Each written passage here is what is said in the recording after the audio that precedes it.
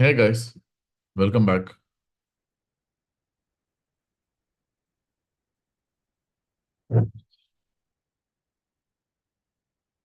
Okay, so let's continue with whatever that is left.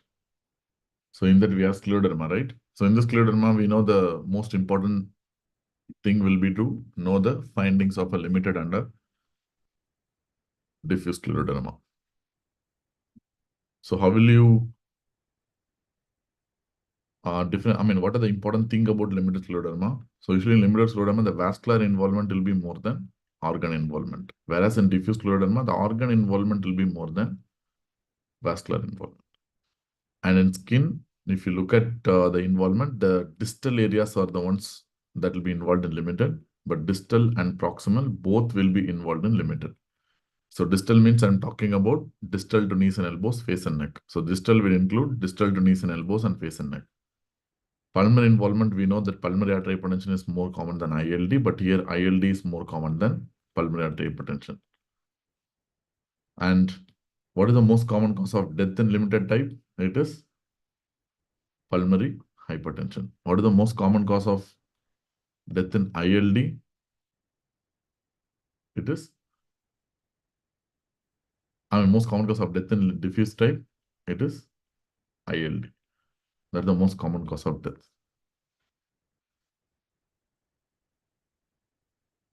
It PYQs. Why they're asking about PYQs? I don't know.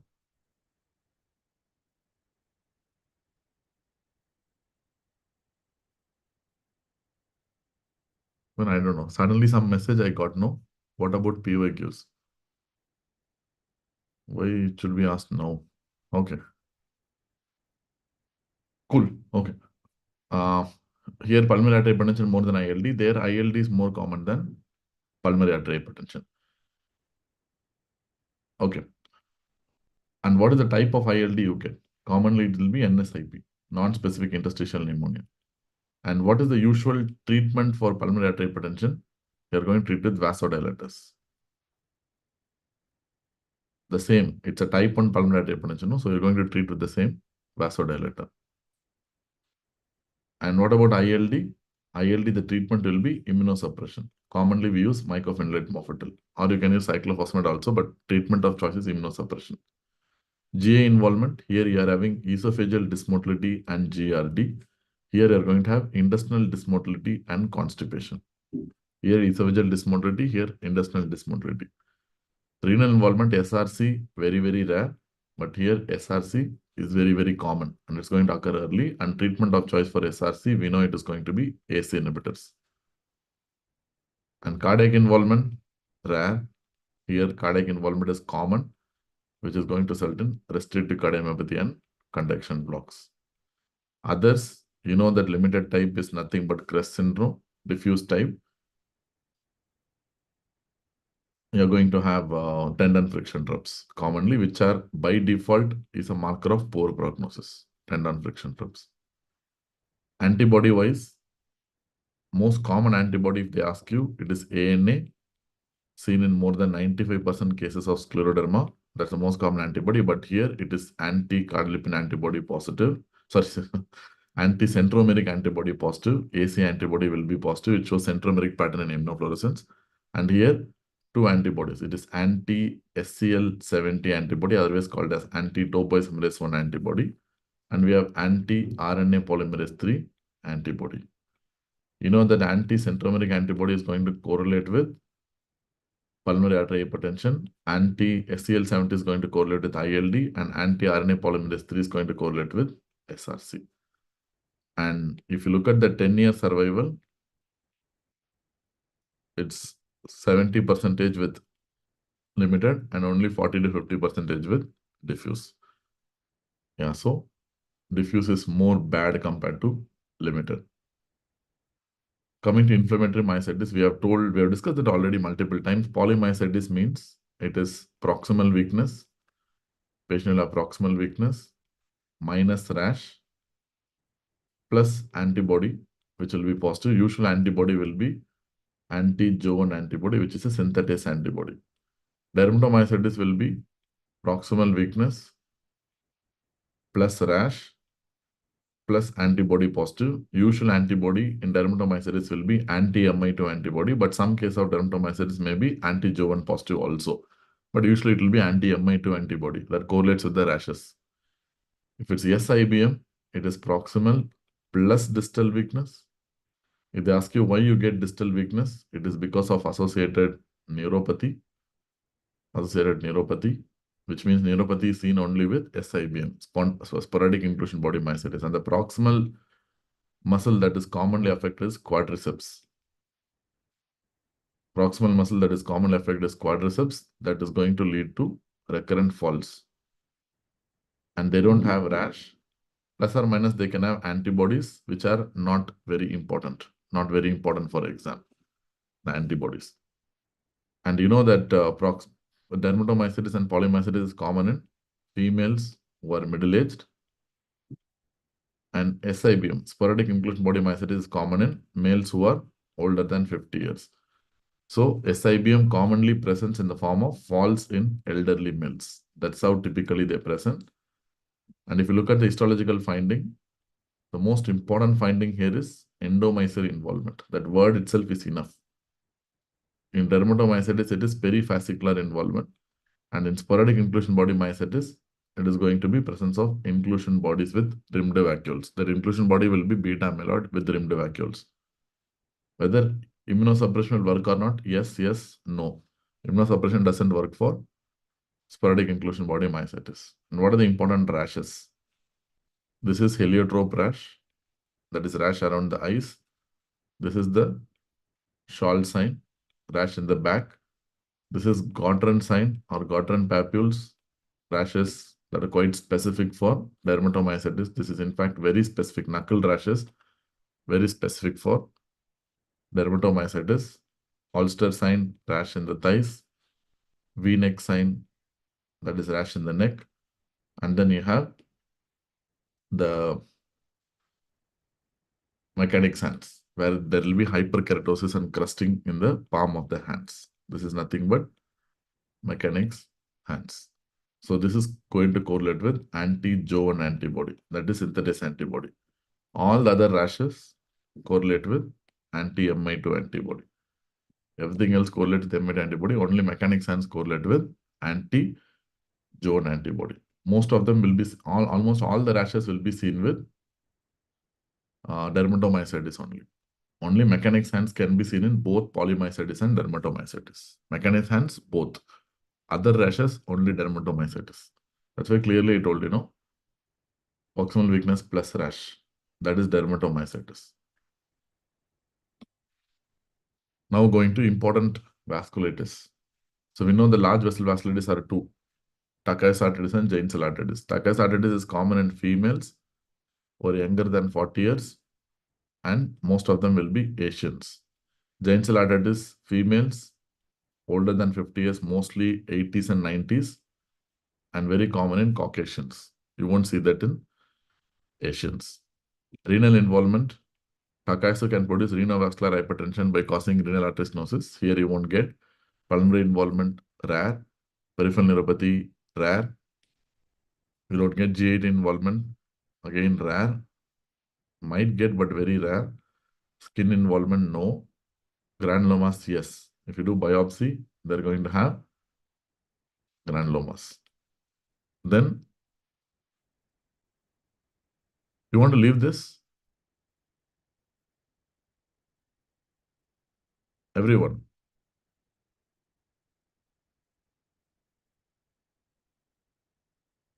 Okay, fine, cool. Granulomas. Others, Takai's arteritis. What is the most common involvement in Takai's arteritis? It is aortic arch. Most commonly, where your involvement is going to be aortic arch. In the aortic arch, what is the most common vessel? It is subclavian. Subclavian. In the subclavian, if subclavian is involved, they're going to present with arm pain and claudication.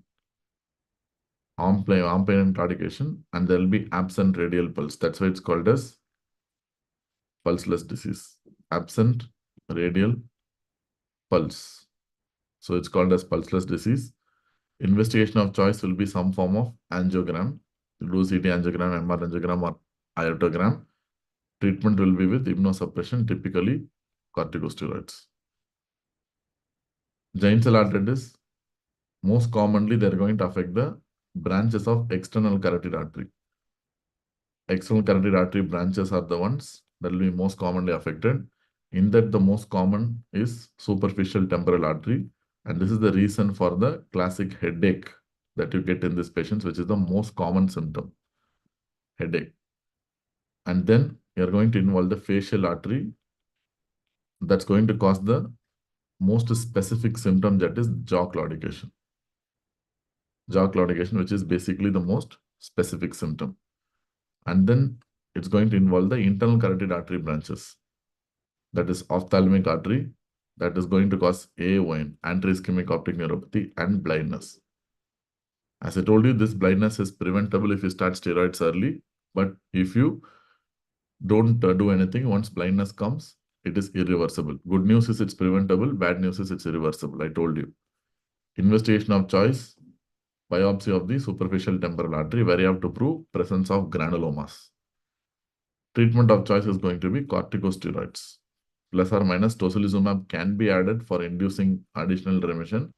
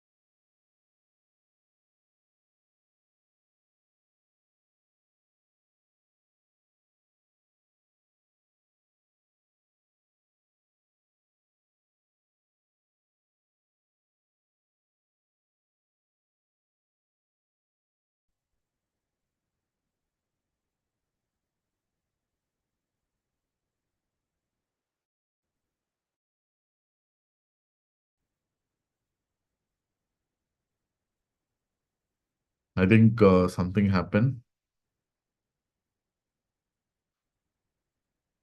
Yeah. So where we left?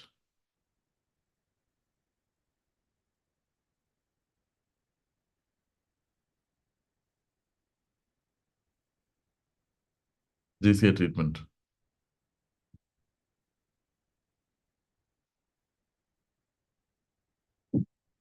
Okay.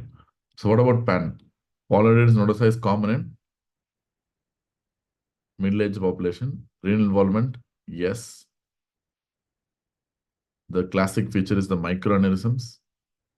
Classic feature, microaneurysms, which can result in renal infarcts. Renal infarcts. And that renal infarction will result in hematuria. Hematuria, but it won't contain RBC, because we'll talk about that. Pulmonary involvement, no. Peripheral neuropathy, common. The classic peripheral neuropathy is mononeuritis multiplex. That's typical of vasculitis. GA involvement, common. Once again, in the mesenteric vasculature, I can notice certain microaneurysms, which can result in infarction and severe abdominal pain and even intestinal perforation. And skin involvement, yes, common. It can produce palpable purpura, Raynaud's phenomenon, nodules, ulcers, and all.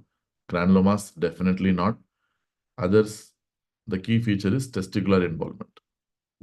Testicular involvement. In exam, if you see vasculitis with testicular involvement, that is polyarteritis nodosa, and hepatitis B virus will be associated in approximately 30 to 40% cases. In 30 to 40% cases, HBV positivity will be there.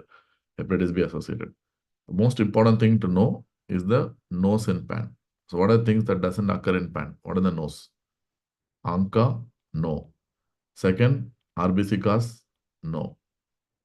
Third, pulmonary artery involvement, no. Fourth, they won't have granulomas. Okay, these are the four no's in PAN. So these things will not occur in PAN. Very, very important point. And small vessel vasculitis can be divided into two. ANCA-associated vasculitis will be IF negative. Immune complex vasculitis will be immunofluorescence positive. Which means in ANCA-associated vasculitis, we don't call ANCA-associated, rather it's a pause-immune vasculitis. Pause-immune means they don't have immune complexes. No immune complexes, that's why immunofluorescence is negative. But here, immune complex will be positive, that's why immunofluorescence is positive. And all small vessel vasculitis, diagnosis must be made by biopsy. That's the gold standard. ANCA is only supportive. Otherwise, biopsy is the gold standard for diagnosis, because if you do angiogram also, it will be normal. You will not be able to see anything in angiogram because we are actually involving the small vessels. And ANCA-associated vasculitis variable. Here, immune complex vasculitis, cryo is variable. We don't know the exact epidemiology, but HSP, we know it's common in young boys or less than 20 years of age. And if you look at kidney involvement, yes, glomerulonephritis is very common. So you will see hematuria with RBC cause. Hypertension hematuria with RBC cause will be there. And if you look at pulmonary artery involvement, very, very common. In fact, ANCA-associated vasculitis is very commonly present with pulmonary renal syndrome. In immune complex vasculitis, pulmonary involvement is common in cryo more than anaxion purpura. And in peripheral neuropathy, it can occur in both ANCA-associated vasculitis as well as immune complex vasculitis. And for GIT involvement, ANCA-associated vasculitis, yes, it produces, but in immune complex vasculitis, it's more of HSP. HSP is going to produce a lot of GIT involvement than cryo. We know the triad of HSP, right? Arthritis, palpable purpura, and GIT involvement. And if you look at skin involvement, common in both, because both can produce the Raynaud's phenomenon, ulcers, rashes, and palpable purpura. And granulomas, yes, the only ANCA-associated vasculitis that does not produce granulomas is MPA. But here you don't get granulomas. And if you look at the other features, yeah, so everything has a triad, right? If you look at GPA, you will have C-ANCA positivity, that is anti-proteinase 3 antibody positivity. You have ENT involvement and pulmonary renal syndrome. That's the presentation. If you look at eGPA, eosinophilic granulomatous polyangiitis, it will be more of P-ANCA positivity, anti-MPO positivity, and they'll have bronchial asthma, eosinophilia, and cardiac involvement. In fact, the most common cause of death in eosinophilic granulomatous polyangiitis is cardiac involvement. That's the most common. And they commonly tend to produce peripheral neuropathy also in the form of monotis multiplex, but pulmonary renal syndrome as such is rare. It can occur, but rare. In microscopic polyangiitis, once again, most of them will be P-ANCA positive, but the nose is what you have to respect. What are the nose? No ENT involvement, no bronchial asthma, no eosinophilia, and no granulomas. So the 4 no's in MPA and 4 no's in PAN, both are important. And how they present then? Pulmonary renal syndrome plus or minus peripheral neuropathy. They have pulmonary renal syndrome plus or minus peripheral neuropathy. That's how they present. Treatment of all ANCA-associated vasculitis is immunosuppression. Immune complex vasculitis, if you look at HSP, HSP is going to present the classic triad in children. They're going to present with arthritis, which will be non-erosive arthritis, GIT involvement, abdominal pain, melena, hematochezia, and they'll present with skin involvement in the form of palpable purpura, which is 100% palpable purpura. And it is IgA. If you do immunofluorescence biopsy, it will be IgA positive. Whereas when it comes to cryoglobulinemia, it's HCV associated in most cases, and rheumatoid factor will be positive. And if you do biopsy, you will see IgG positivity and not IgA positivity. So if you do immunofluorescence, you're going to have more of what? IgG positivity. That's a big difference. HSP is more of IgA, cryo is more of IgG. Okay. And the only other vasculitis, variable vessel vasculitis that we didn't discuss, that is Behçet. But let me show you the image. These are the microaneurysms that you see in PAN. So these are the renal microaneurysms. And these are the GIT, mesenteric microaneurysms that are seen in a disease called as polyarteritis nodosa. And this is a typical granulomatous gingivitis that is seen in vaginous granulomatosis called as strawberry gingiva. Okay, and these are characteristic lung lesions in vaginous granulomatosis. Vaginas tend to produce this cavitating lung lesions. You can notice these are lung nodules, cavitating lung nodules in the lower lobe, cavitating lung nodules in the lower lobe, which are characteristic of vaginous granulomatosis. Typical vaginous granulomatosis lesions, typically in the lower zones. You know, this is Behçet. Behçet is characterized by aphthous ulcers. Aphthous ulcers. Aphthous ulcers will be in the mouth and that will be recurrent. And aphthous ulcers can also occur when? In the genitalia region. They're also prone for developing recurrent aphthous ulcers in the genitals, especially in the scrotum and the labia. Scrotum of males and labia of females. So here we are proving the presence of genital aphthous ulcers, and here there are evidence of oral aphthous ulcers. You can see, no? Oral aphthous ulcers and genital aphthous ulcers. And eye involvement is the third, where they commonly produce posterior uveitis, not anterior. Anterior can come, but most common is posterior uveitis, and they tend to produce retinal involvement resulting in blindness. Number 4, skin lesions are also quite common, like erythema nodosum and pyoderma gangrenosum. In that, most common is erythema nodosum. And finally, pathology test will be positive, where you put multiple non-traumatic pricks, that areas will result in papules and nodules within 24 hours. That is called pathology positivity. In that, as I told you so many times, the first criteria is essential. This is must. This is an essential criteria. Without this, you cannot diagnose Behçet. And out of the remaining, you should have 2 out of 4 plus, which means total 3 out of 5. In that, first is must. In the 4, you have to have 2 out of 4 at least to make a diagnosis of Behçet. And yes, as people are commenting, it is HLA B551 associated. Behçet. Clinical criteria is actually important because Behçet doesn't have antibodies, Behçet doesn't have any particular biopsy finding, or Behçet cannot be diagnosed by angiogram also. Another key feature that examiner loves, even though it is not given in the criteria, is venous involvement. Venous involvement is very, very common in Behçet. Venous involvement. Venous involvement means it can involve superficial thrombophlebitis and it can produce deep vein thrombosis also. But DVT is very, very important. In exam, whenever you see vasculitis is DVT, always think about Behçet.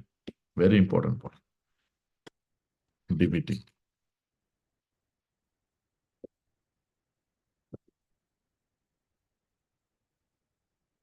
So let us finish off the endocrine emergencies. So what are the important endocrine emergencies? Sorry for this. This should have come here. This should have come here, but somehow I made a mess out of this table. So you have pituitary apoplexy. So let me tell you the presentation. They're going to present with headache, nausea, vomiting, which means these are signs of raised ICP. And most of the patients will be having history of background macroadenoma. History of background macroadenoma will be there. Okay, and the macroadenoma will bleed into itself. Because of bleeding into the macroadenoma, you get pituitary apoplexy. And the specific feature is cranial nerve palsy. And the most common cranial nerve involved is third cranial nerve. Most common cranial nerve involved is third followed by sixth cranial nerve. But the most common is always third cranial nerve. Because in pituitary apoplexy, you are going to have expansion of the pituitary in a horizontal direction. But in pituitary adenoma, the pituitary will expand vertically. So if it expands vertically, it affects optic chiasma causing bitemporal hemianopia. But here it is horizontal causing third nerve palsy.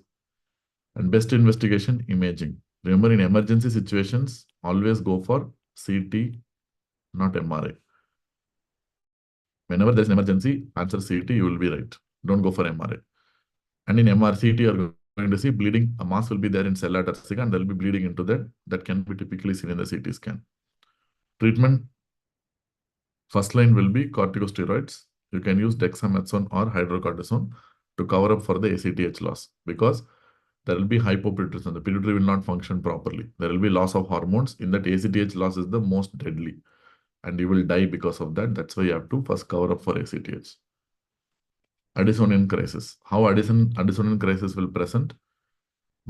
First of all, most of them will be having history of other autoimmune disorders, history of hypothyroidism, which is nothing but Hashimoto's, plus or minus they can have history of other autoimmune disorders which are very, very common, like vitiligo. Yeah, sometimes you can have history of TB. See, the most common cause of adrenal insufficiency in India is TB. In fact, if you ask me, even more common cause, apart from TB, it is withdrawal from steroids, sudden withdrawal from steroids. Suppose if suddenly you have stopped the steroids, where the patient is getting steroids for months or years together, you can result in Addisonian crisis. That's one possibility. But apart from that, we are talking about true Addison crisis. Many times you'll have background history of hypothyroidism, or there will be other autoimmune disorders like pernicious anemia and vitiligo, which is very common. And yeah,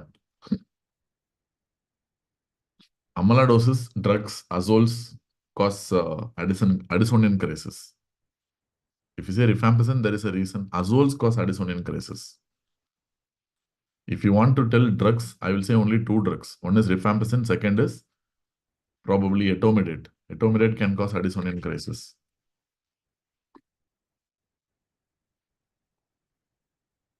Etomidate is important, no? Etomidate is an anesthetic drug. That is quite important because that can cause adrenal insufficiency. Okay, all right. History of hypothyroidism will be there. On top of that, other clues will be hyperpigmentation. Hyperpigmentation, which is very commonly seen in many patients with Addison disease. And presentation, shock, majority of them. That too due to trivial illness, like simple URI, mild LRI, 3-4 episodes of diarrhea. That itself will produce shock. That's shot out of proportion to the underlying clinical problem. And patients will be having electrolyte disturbance like hyponatremia, hyperkalemia, and normal anion gap metabolic acidosis. Typical electrolyte disturbance in Addison disease. Best investigation, ACTH stimulation. If you have any doubt, go for ACTH stimulation test. Treatment will be IV fluids because most of the patients will be salt wasting state. So give IV fluids like normal saline plus go for dexamethasone or hydrocortisone. That is corticosteroids. Either dexa or hydrocortisone. Whatever you want, you give. Fluids depends. I mean, in the sense, if they ask you first treatment, always go for fluids. If they ask you best treatment or the treatment that's going to change the outcome, it's going to be steroids. DK and HHS. So most of the patients will be presenting with extremely high glucose. The examiner will give glucose in the range of 500, 600 most of the time to make diagnosis very clear. And patients will have extreme dehydration.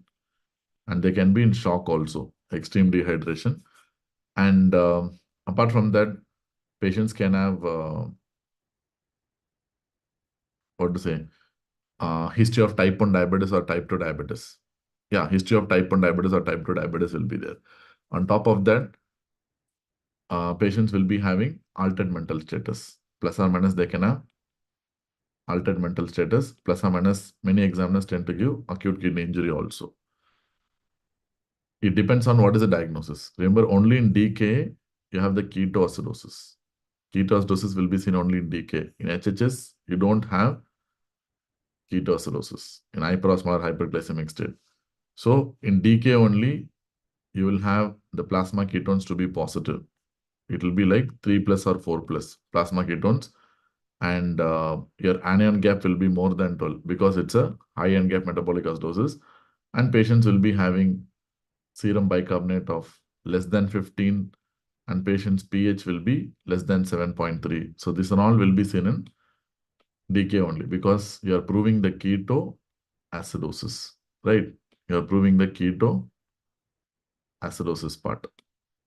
And because of the ketones, patients can have what? That acetone breath, that fruity odor in the breath. And because of acidosis, patients can have that shortness of breath, which is nothing but Kussmaul's breathing. Kussmaul's breathing. And apart from that, patients with DK only will have GI disturbances. GI disturbances are very common because of ketoacidosis, like vomiting, abdominal pain, and so on. Here, patients will have what? negative ketones only, anion gap will be less than 12, pH will be more than 7.3 by definition, and serum bicarbonate will be more than 15. But theoretically, we can keep a cutoff of 18. 18 is better cutoff. So less than 18, here it will be more than 18. So here there won't be any ketoacidosis at all. So ketones are negative and acidosis also not there. But what will be the problem in patients with HHS is altered mental status. Hyperosmolarity will be very severe and dehydration will be very severe. Hyperosmolarity and dehydration are actually more with HHS. In HHS, you have extreme dehydration, extreme hyperosmolarity, and extreme AKI. So all these things will be worse with hyperosmolar, hyperglycemic state. So the reason for patient coming to the hospital in DKA is ketosis. The reason for patient coming to hospital in HHS is altered mental status and high serum osmolarity. They'll be terribly dehydrated. Best investigation, ABG, along with electrolytes, along with ketones. So if you do this, you can clinch the diagnosis. And treatment for DKA, typically what? We are going to use something called flip therapy. We have discussed so many times. FL stands for fluids, I stands for insulin, and P stands for potassium. So you have to give in a certain order. First, always give fluids. Then after 1 hour only, you have to start with insulin. And dose of fluid typically will be 2 to 3 liters of normal saline over 2 to 3 hours. Or alternatively, you have to give 10 to 20 ml per kilogram per hour for 2 to 3 hours. This is what Harrison mentions. This is normal saline or ringer dactylate, isotonic fluid to cover up shock. And once you have crossed the 2 to 3 hour period, then you can shift to half normal saline, that is 0.45% NaCl. Then this will be used as maintenance. Half normal saline as maintenance. Once you have given this initial fluid, then go for half normal saline maintenance. Insulin, you're going to follow something called fixed dose insulin infusion. The standard protocol is 0.1 unit per kilogram bolus, and you have to use only regular insulin. That's all. Because if you talk about IV insulin, it's always almost regular insulin. That is the only gold standard. You cannot use any other insulin. So 0.1 units per kilogram bolus followed by 0.1 units per kilogram per hour infusion. Okay, this is the standard protocol. First give bolus, then start with regular infusion. Then once the capillary blood glucose becomes less than 300, you can reduce the insulin to 0.05 units per kilogram per hour. You can slow down the infusion a little bit. You can reduce by 50% once the CBG becomes less than 300. And if they ask you the target CBG is 200 to 300. And to maintain this target CBG, please do not stop insulin infusion, but you can add what? Dextrose 5 water if needed. If the target is not able to be maintained because of insulin infusion, and if you experience hypoglycemia, add dextrose 5 water to maintain the target, but don't stop insulin infusion. Insulin should be stopped only when ketoacidosis has resolved. So when to stop insulin infusion? When stop IV insulin? When stop IV insulin? Very simple. Number one, patient should be able to tolerate oral feeds. Number two, your ketone should become negative and anion gap should become less than 12. Anion gap should become less than 12. Then only you can stop insulin. Otherwise, you cannot stop IV insulin. You have to continue. Potassium, we are given a separate protocol, right? Less than 3.3, 3.3 to 5.2, and more than 5.2. If potassium is less than 3.3, give IV KCl. Then once serum potassium becomes normal, then only you can give IV insulin. Otherwise, you cannot give. If it's 3.3 to 5.2 normal range, you can give IV insulin along with IV KCl. Dose will be 40 milliequivalents per liter of IV fluid. You have to keep adding potassium. More than 5.2 means you can give IV insulin only plus monitor serum potassium, because anytime it can fall dramatically. So here IV KCl is initially not required. So this is the algorithm. And now what they may ask is, what is the reason for death? Most common cause of death is cerebral edema. This is the most common cause of death. Second most common cause of death is potassium disturbances. At the time of presentation, you will have hyperkalemia. Once you start giving insulin, hypokalemia will kill the patient. So why I have discussed extensively is because whatever I told you is very, very important, because one question from DK, 100% they will ask you. Either it can be a simple question or a slightly complicated question. It's up to the examiner. So what about mixed edema coma? Mixed edema coma, simple. Obviously, the patient will have low GCS, sleeping. Heart rate will be low. Respiratory rate will be low. Temperature will be low. And even sodium will be low. So patient will be having history of other autoimmune disorders. History of other autoimmune disorders commonly. Investigation of choice will be TFT, where the T3 will be very low. T4 also will be very low. Plus or minus, the TSH alone will be extremely high. So this can be given or this may not be given. Plus or minus TSH alone will be very high, right? Otherwise, T3, T4 will be very low. Treatment of choice, IV, thyroxine, plus don't forget to give IV hydrocortisone, because many patients will have underlying adrenal insufficiency. So if you don't give hydrocortisone, you will unmask Addisonian crisis. So give hydrocortisone also. And what about thyroid storm? The usual reason for thyroid storm will be poor preparation of a patient who's having Graves' disease. Poor preparation prior to surgery. If you're doing thyroidectomy for a Graves' disease, usually we don't do it. If you do it, and if you have not prepared the patient properly, you are prone for developing thyroid storm. And patients here will be tachycardic, patients will be having tachypnea, patients will be having high temperature, patients will be delirious, and patients will be having heart failure, and patients will be having very high systolic BP with extremely high pulse pressure. Bounding pulse will be there. So these are the typical features of thyroid storm. And most of the time they will give history of Graves' disease, or they will give goiter. Graves or examiner may just tell some goiter with bruit. So anyone they can give. Either they can give Graves' disease history, or they simply can mention goiter with bruit, whatever. And here the T3 levels will be very high, T4 levels will be extremely high, and TSH levels will be extremely suppressed, which means TSH levels will be literally undetectable, less than 0.001. And treatment of choice in any thyroid storm, first you have to start with beta blocker. Typically guidelines mention esmolol. Along with that, we'll start with IV, propylthiouracil. And after 1 hour, you're going to give potassium iodide or Lugol's iodine. Lugol's iodine after 1 hour.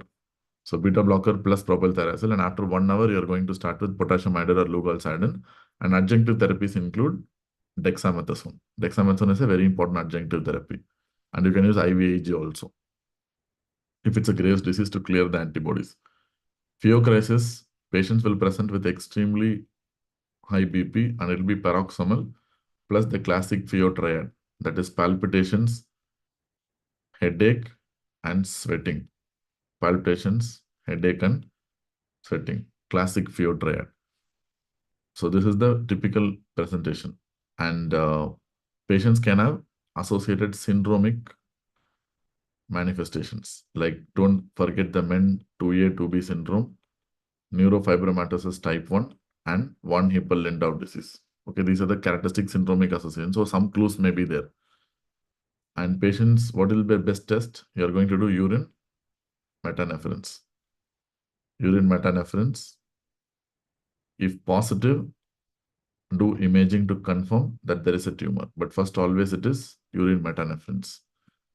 See, VMA may or may not be required, plus or minus VMA, but VMA is not required. Metanephritis are the gold standard currently. VMA is totally outdated in current practice. But in exam, if you get VMA, it's okay. You can answer, no problem. Treatment will be alpha blocker first. Then after 24 to 48 hours, go for beta blockers. 24 to 48 hours, start with beta blockers.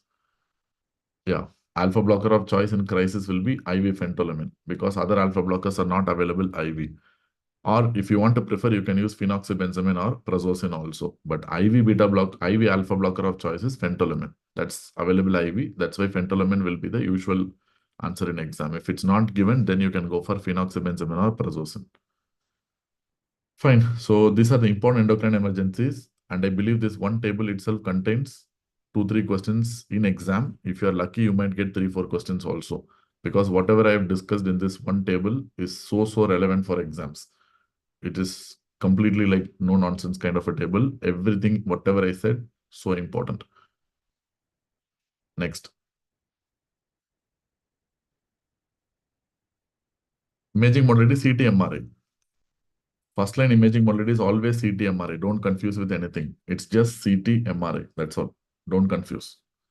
That much details they won't ask in exam. I mean, as far as I know, in FMG, they have not asked. You're talking about the nuclear imaging. They won't ask.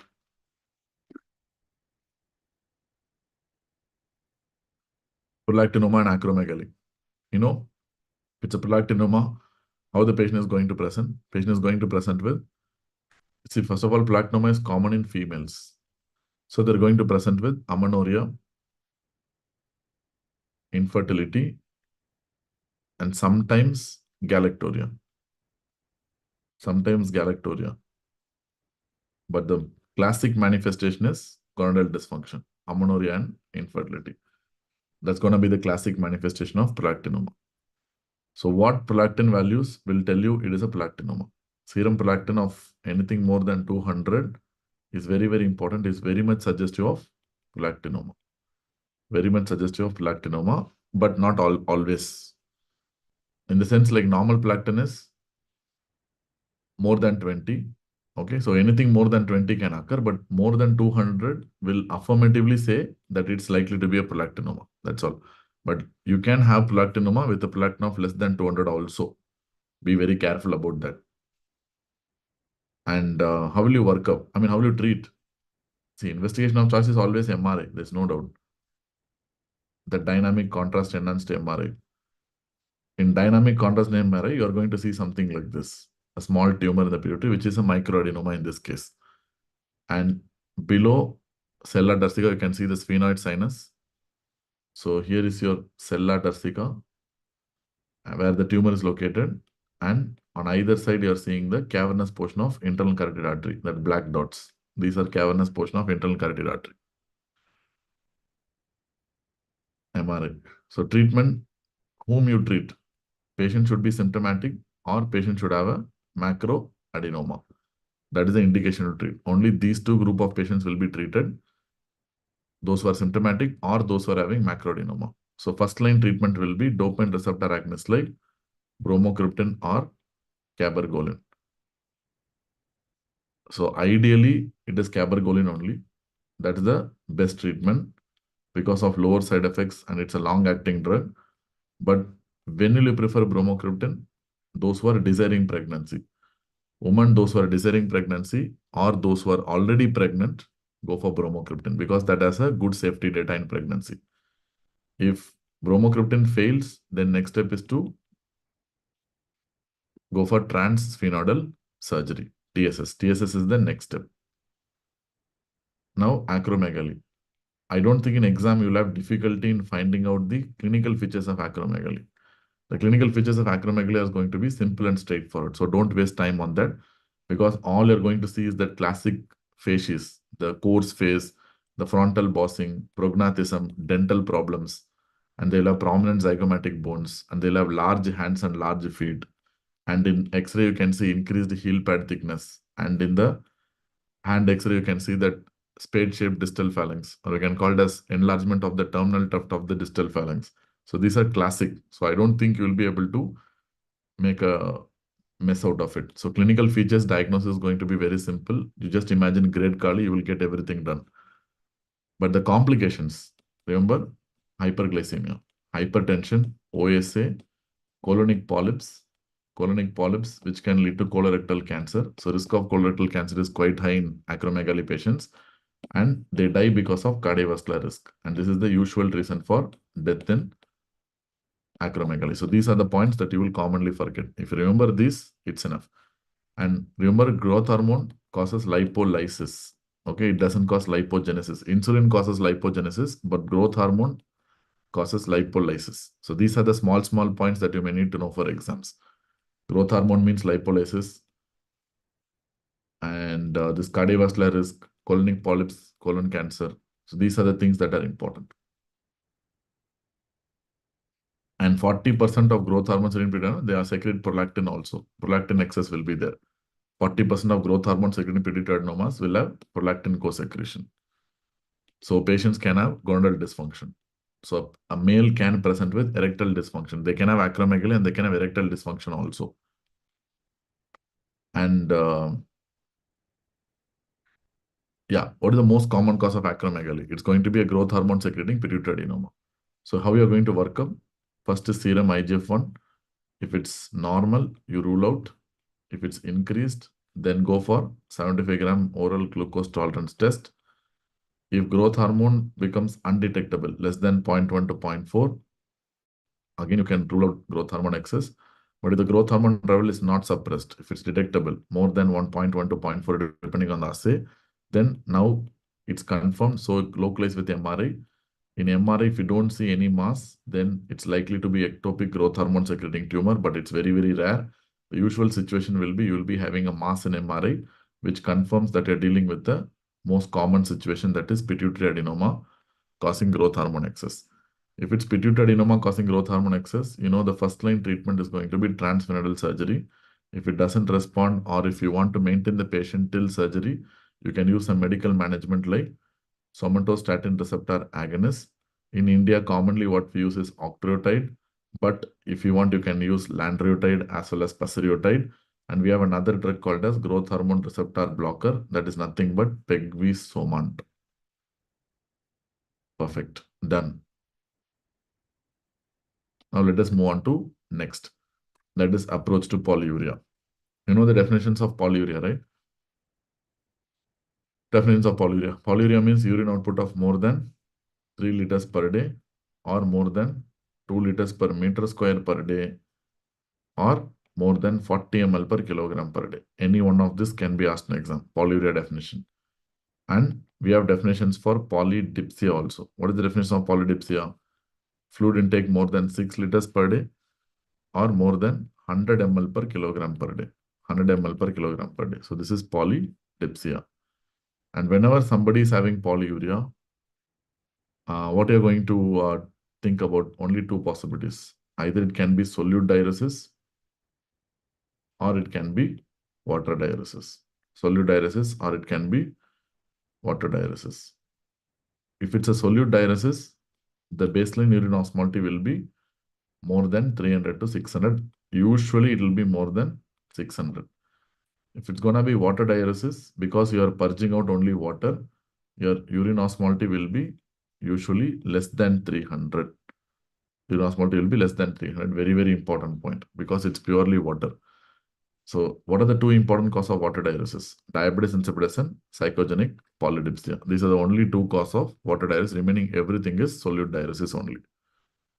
So if it's going to be psychogenic, what will be the serum sodium? Serum sodium can be normal in all these three situations. Possible. But if it's a psychogenic polydipsia, the only sodium problem that you get is hyponatremia. If it's diabetes insipidus, the only sodium problem that you're going to get is hypernatremia. So if examiner gives hypo or hypernatremia, it becomes easy for you. But if the examiner doesn't mention sodium, then also you should be able to diagnose, because you are going to look at other parameters. All three situations, because it's water diuresis, your urine osmolality is going to be less than 300 at the time of presentation. Then you go for water deprivation test. If you ask the patient to not drink water, the serum osmolality will increase. And in psychogenic polydipsia patient, because ADH will be released nicely, the urine osmolality also will start increasing. So urine osmolality, if it becomes more than 300, that really tells you that it is a psychogenic polydipsia, but it doesn't change much in diabetes insipidus, because here the ADH response will be poor. After giving desmopressin, you won't get much change in patients with psychogenic polydipsia, because whatever maximum you are supposed to reach, you have reached already in the water deprivation test. But only in central diabetes insipidus, you are going to have increase, which means it will become more than 300, because you are correcting the ADH deficiency. But here it will still remain flat. It will be less than 300, which means no matter what you do in nephrogenic diabetes insipidus, it will be less than 300. Increase after water deprivation, psychogenic polyps. Increase after desmopressin, central diabetes insipidus. No matter what you do, if it's still less than 300, it is nephrogenic diabetes insipidus. So you know that in central diabetes insipidus, the problem is ADH deficiency. So the treatment of choice will be desmopressin. In nephrogenic diabetes insipidus, the problem is ADH resistance. So to improve ADH resistance, the treatment of choice will be thiazide diuretics. We have discussed that so many times because thiazides improve ADH sensitivity and loop diuretics induce ADH resistance. So pituitary MRI, normal, normal. Only in central diabetes insipidus, it will be predominantly abnormal. And ADH levels is not required here, but here it will be less than 1, here it will be more than 1 picogram per ml. Because of deficiency, it will be less than 1. Because of resistance, here it will be more than 1. If you look at the pituitary MRI, it's a classic case of central diabetes insipidus, and most of the central diabetes insipidus cases will be due to infiltrative causes. What are the 3 conditions that classically produce infiltration? We discussed already, 3 classic conditions that produce infiltration of the pituitary. One is going to be your hemochromatosis. Second is Langerhans histiocytosis. Third is sarcoidosis. Correct. Sarcoidosis, Langerhans histiocytosis, hemochromatosis. And extra, if you want to remember, you can remember metastatic lesions also. And what you are noticing here is bulky pituitary. The pituitary will be bulky and the stalk will be thickened. There will be thickening of the stalk with loss of posterior pituitary bright spot. That bright spot in the posterior pituitary will be 1. Very, very important point. So that completes our approach to polyuria also. Coming to management of thyroid disorders. Remember, hypothyroidism means always give levothyroxine no matter what. The dose of levothyroxine will be 1.5 to 1.7 microgram per kilogram per day. On average, we give 1.6 microgram per kilogram per day. And the starting dose usually will be 100 microgram. Always be aware of the drug interactions. I think we have discussed about that in our regular classes. Many times we have discussed, right? So what are the drugs that reduce absorption? Do you remember? In the TFT algorithm, I told you. So what are the drugs that reduce absorption? What are the drugs that increase metabolism of thyroxine? Where the TBG will alter the need for thyroxine hormone, how much you have to give. So pregnancy increases, some increases TBG. So you need to give higher dose of thyroxine. Do you remember? All of you. Do you remember? I don't remember. My God. Yes. So please study that. That's very, very important for exams. Okay. So what are the things that alter the dose of thyroxine? Don't forget that. And if it's a Graves' disease, you have to take care of 2 things. So how Graves' disease will usually present with? Graves' disease is going to present with thyrotoxicosis. So there will be clinical features of hyperthyroidism. That won't be very difficult for you to identify. Yeah, there will be restlessness, irritability, sweating, excessive sweating will be there. Tachycardia will be there, high systolic BP will be there, bounding pulse will be there, reflexes will be brisk, insomnia may be there. So we have discussed so many things. So that and all will be there. Clinical phase of thyrotoxicosis will be there. On top of that, if you do the thyroid function test, T3 will be increased, T4 will be increased, but TSH will be suppressed because this is a primary hyperthyroidism. So next step, what you will do? You will do radioactive iron uptake, which will be increased, and this will be a diffuse increase in uptake. It will not be nodular. If it's a multinodular increase, that is toxic MNG plumosis. But here it will be diffuse increase in uptake. So now you have almost confirmed it's Graves. So now you test for antibodies. Antibodies will be positive, which is kind of very, very specific for Graves' disease. What antibodies you're talking about? You're talking about TRAbs. These are TSH receptor antibodies or anti-thyrotropin antibodies or thyrotropin receptor antibodies. You can call it in any way. These are quite specific for Graves' disease. And how do you treat thyrotoxicosis?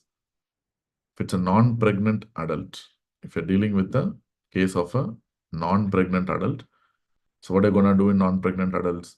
You're going to start with beta blocker plus an anti-thyroid drug.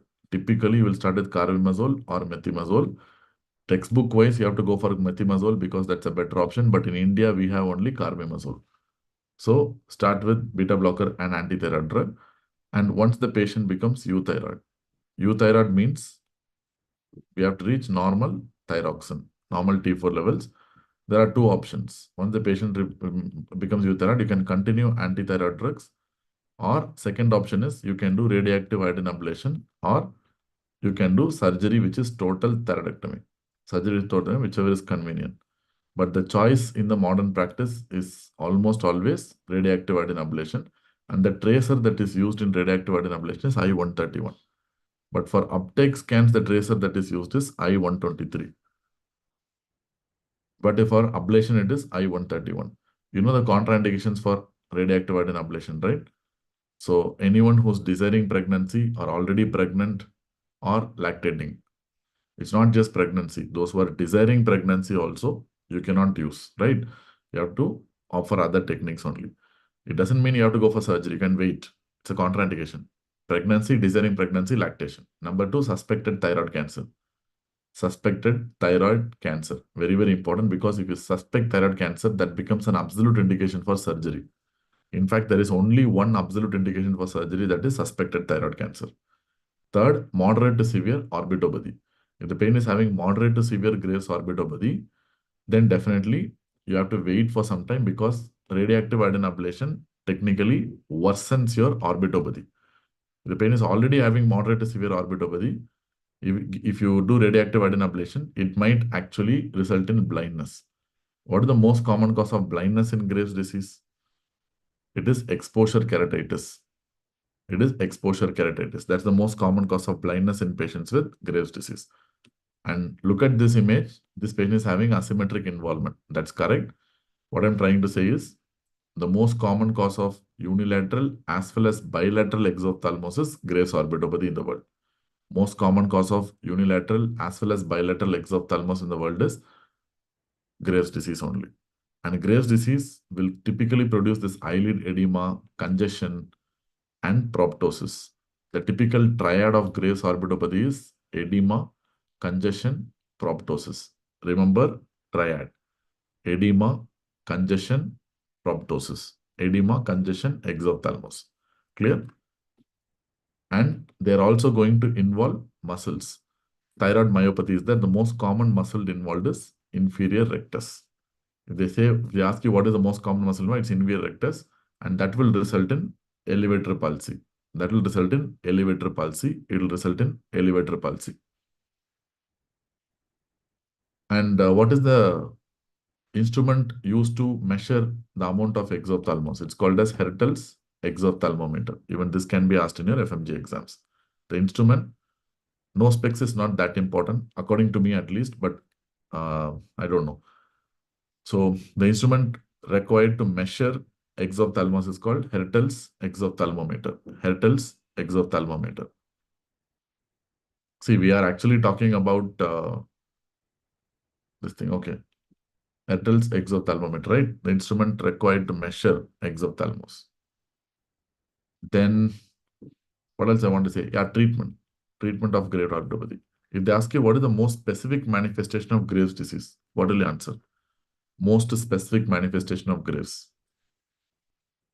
What's your answer?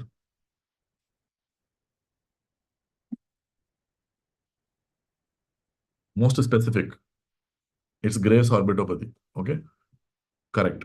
The most specific manifestation of Graves' disease, Graves' orbitopathy.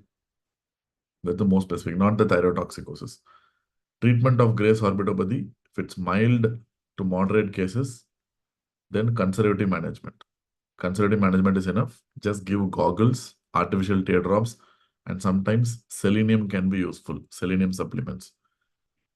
If it's moderate to severe orbitopathy, then you have to use corticosteroids. Typically dexamethasone, and there is a new drug, don't forget this can be asked in exam, that is teprotumumab. Teprotumumab, which is a monoclonal antibody against IGF-1 receptor.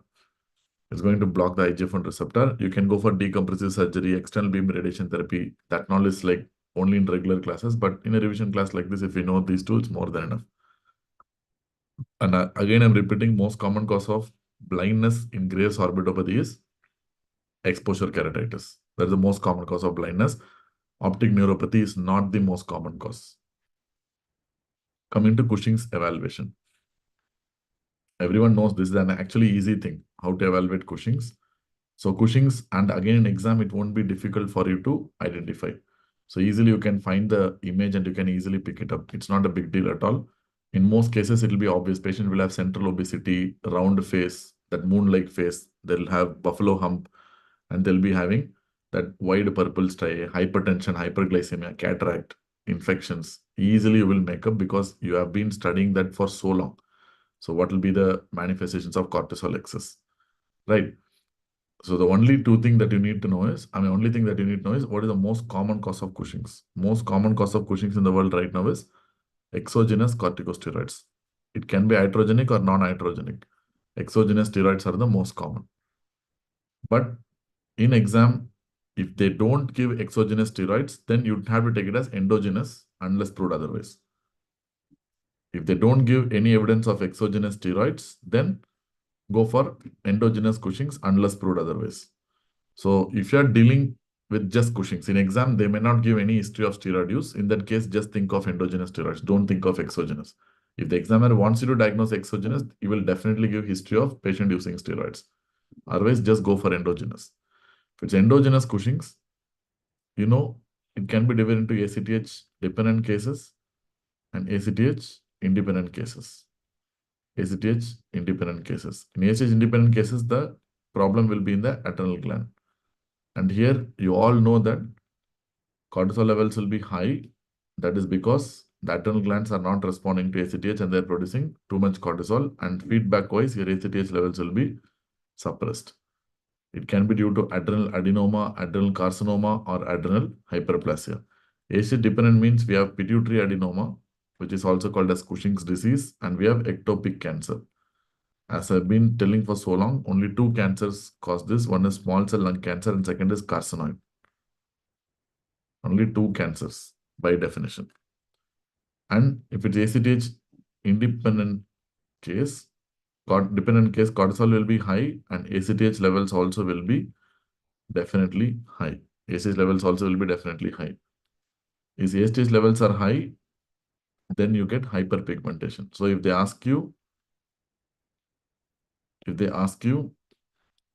which disease, which will have hyperpigmentation, it's ACTH dependent only. Only ACTH dependent cases will have hyperpigmentation. ACTH independent cases will not have hyperpigmentation. And among the endogenous causes, which is the most common? Pituitary. Common question, 65%. That is the most common. Pituitary adenoma, Cushing's disease. Ectopic, 20 to 25%. And adrenal tumors, only 5 to 10%. Cushing's disease. 2/3 of the patients will have Cushing's disease only if it's Cushing's syndrome. And how will you screen for it? So screening will be done with any one of the three tests, either 24-hour urinary free cortisol, or you're going to go for late night salivary cortisol or midnight salivary cortisol. And third option is low dose dexamethasone suppression test, which is also called as ODST, that is overnight dexamethasone suppression test. It can call anyway. What we do in practice is low dose dexamethasone suppression test. That's what we do commonly. So what you're going to do, the previous night you give 1 milligram dexamethasone, the next day morning you measure cortisol. If you attended my classes, you should be able to say what amount of cortisol is considered to be positive, because that's been asked in exam sometimes. 2 times, okay? Yes, exactly. Exactly. Many people are asking, it is more than 50. That's what is more important. That value is very important. After low dose dexamethasone suppression test, the next day morning, if the cortisol levels are more than 50, that literally confirms that you're dealing with Cushing syndrome. So 1 milligram previous day, next day morning, cortisol more than 50 confirms it's Cushing's. If it's negative means you can rule out. If it's positive means Cushing's confirmed. Next step is to localize by doing serum ACTH. Serum ACTH, if it's low, I know it is definitely adrenal localization only. So next step is to do an adrenal CT MRI and find out where the cancer is. If the serum ACTH is high or normal, especially in endocrine testing, along with that, you have to compare with imaging. I told you so many times. Never do imaging separately. Imaging alone is never warranted. Do endocrine and imaging together, or do endocrine first and then do imaging, but never imaging first.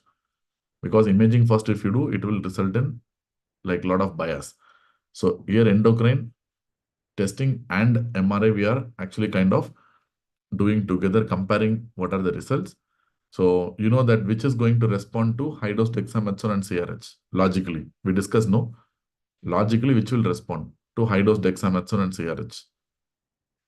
Pituitary or ectopic? Obviously, it's going to be pituitary. Pituitary only will respond to high dose dexamethasone and CRH. Either you're going to get suppression with high dose dexamethasone or you're going to get stimulation with CRH. Something will happen. Some response will be there. Along with that, if MRI also shows a mass, you are getting a response, and MRI shows a mass in the pituitary. You call it as concordant or discordant? You call it as concordant or discordant?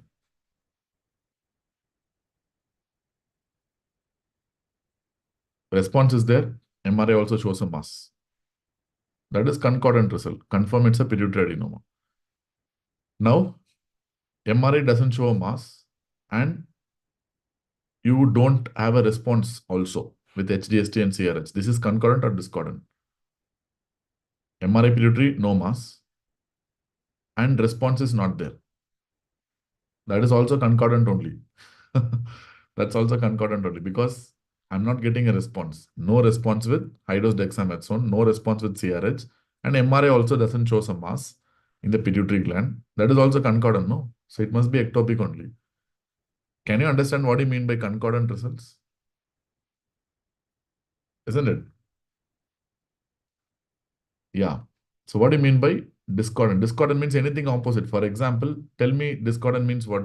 MRI, I'm seeing a mass, but I'm not getting a response. That is discordant.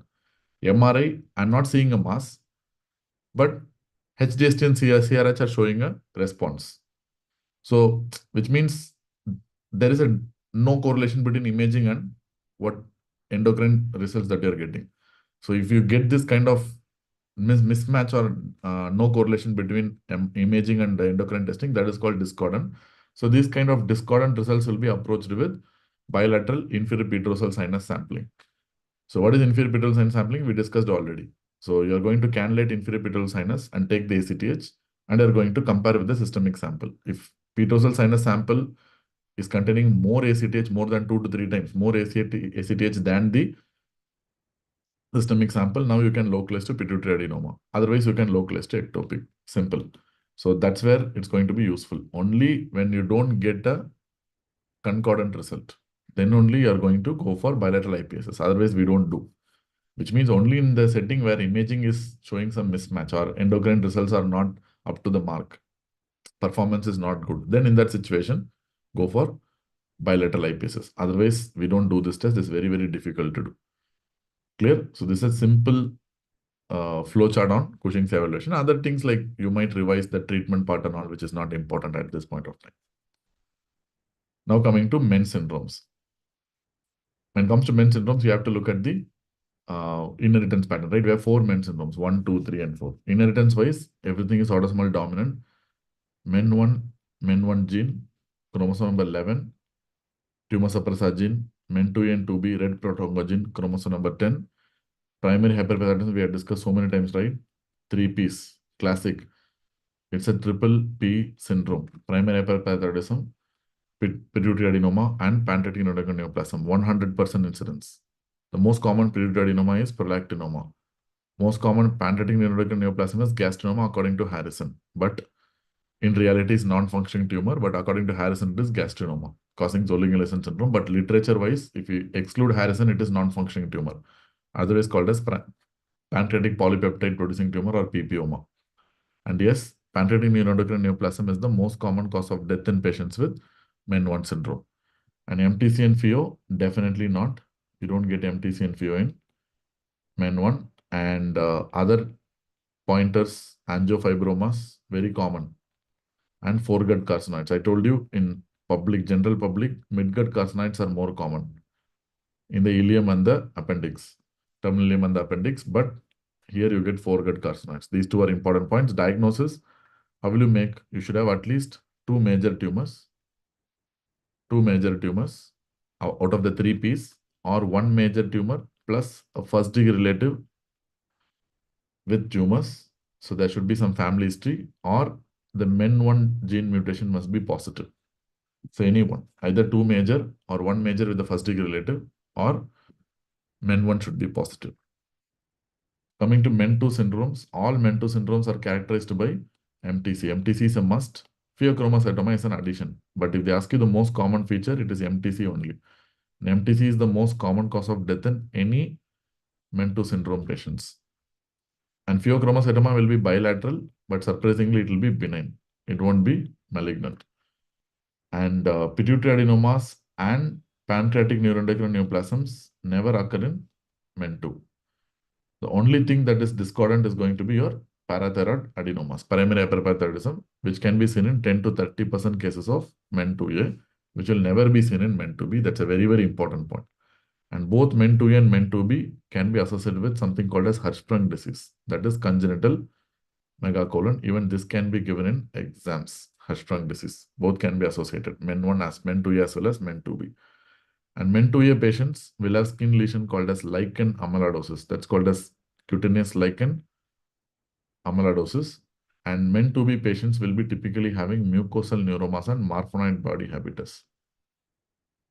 Mucosal neuromas and marfanoid body habitus. That is the reason why MEN2B is also called as triple M syndrome, because you're going to have the three M's. Mucosal neuromas, marfanoid body habitus, and MTC. Characteristic triad of MEN2B, triple M syndrome. Diagnosis can be made with at least two major tumors. Like if you have MTC and PHEO, plus or minus parathyroid. If you have two major tumors among the three, or if you have one major only, plus you have to have a first degree relative with red proto-oncogene mutation. First degree relative with red proto-oncogene mutation. And we have another one called as MEN4 syndrome. In exam, it's very simple to diagnose. They will have the same three P's. MEN1 syndrome feature, plus patients will be having reproductive organ tumors. Reproductive organ tumors like testicular tumors, right? Testicular and ovarian tumors, correct. It is also autosomal dominant inheritance. The mutation is CDKN1B. CDK, cyclin dependent kinase mutation, CDKN1B mutation. Marfan and Ehlers-Danlos. Easy, man. Marfan, Ehlers-Danlos syndrome. Marfan syndrome, patients will have skeletal problems predominantly. Skeletal problems and aortic problems. Ehlers-Danlos syndrome patients will have skin problems predominantly. Skin problems like stretching, hyper extensibility of skin, and they will have another one. What is that? Skin contractures. Skin contractures. They predominantly have stretching skin problem. And Ehlers-Danlos syndrome patients, aortic problems rare. Here, aortic problems is very, very common. Only in type 4, vascular type of Ehlers-Danlos syndrome. Type 4, vascular type of Ehlers-Danlos syndrome, you have aortic problems. Otherwise, it's very rare. It's predominantly skin. In Marfan syndrome, you will see that characteristic thumb sign and wrist sign. Thumb sign and wrist sign. This is typical of Marfan syndrome, right? MVP can be seen in both, but here it's predominantly what? Gorlin sign. Gorlin sign. You will see something called Gorlin sign. What is Gorlin sign? The tip of the tongue can touch the nose. So that is Gorlin sign. That is seen in patients with Ehlers-Danlos syndrome. So it's predominantly skeletal problems here. You will see the tall stature, marfanoid body habitus, and all those stuff. But here it's more of skin problems. Aortic problems, very common. Here rare, only in type 4 you see. Here you see thumb and wrist sign. Here you see Gorlin sign. I think with this itself, you can easily make a diagnosis. See whether it is primarily skin or primarily skeletal. That's all. That's more than enough.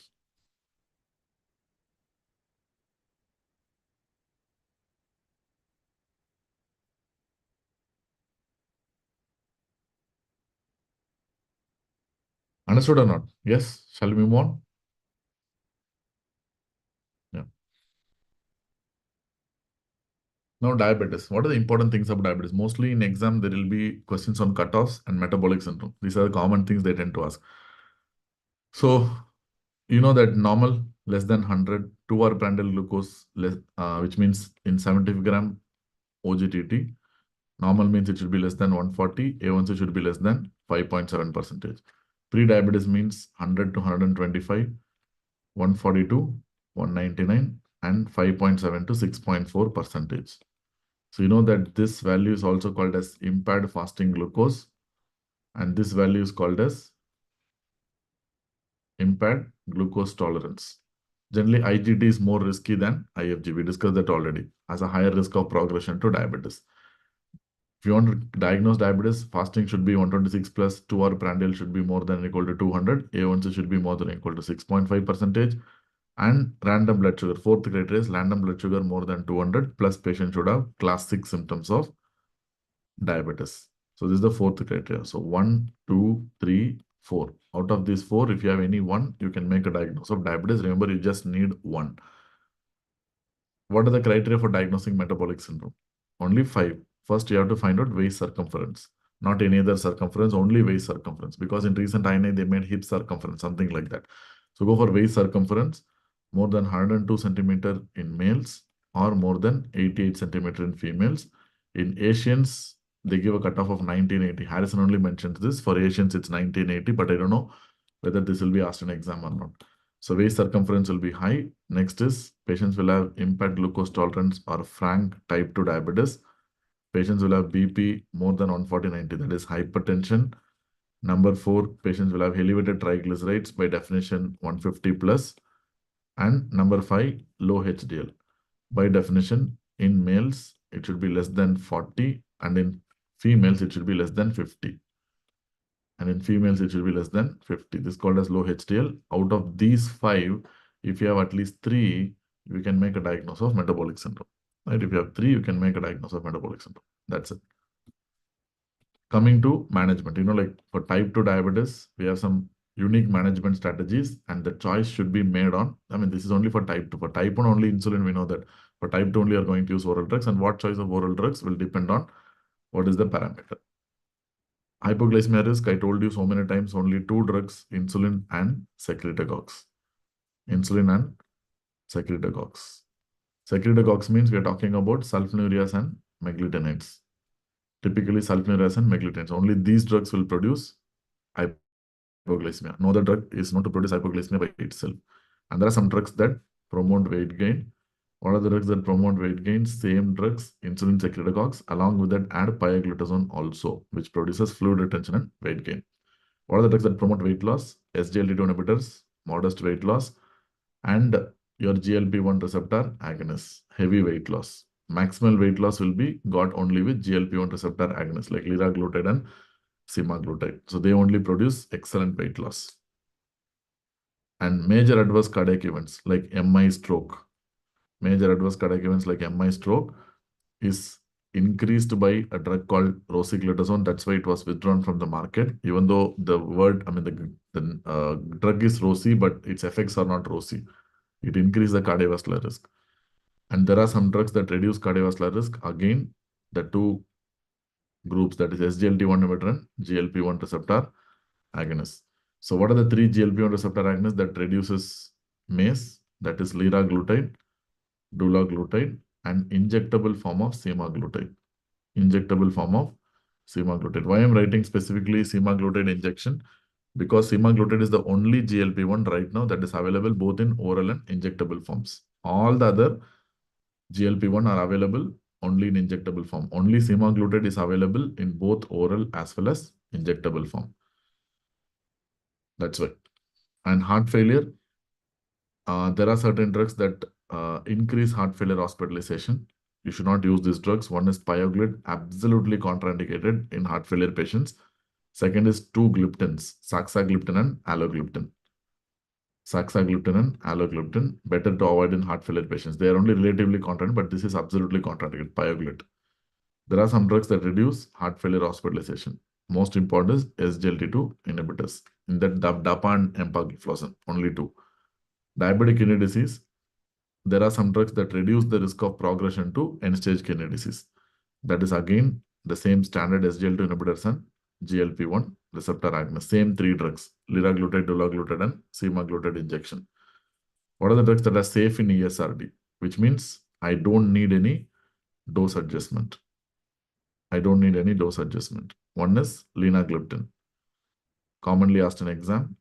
Linagliptin is a DB4 inhibitor metabolized by liver. No need to change the dose. Same 5 milligram per day dose. Second is pioglid, correct, even though we don't use commonly.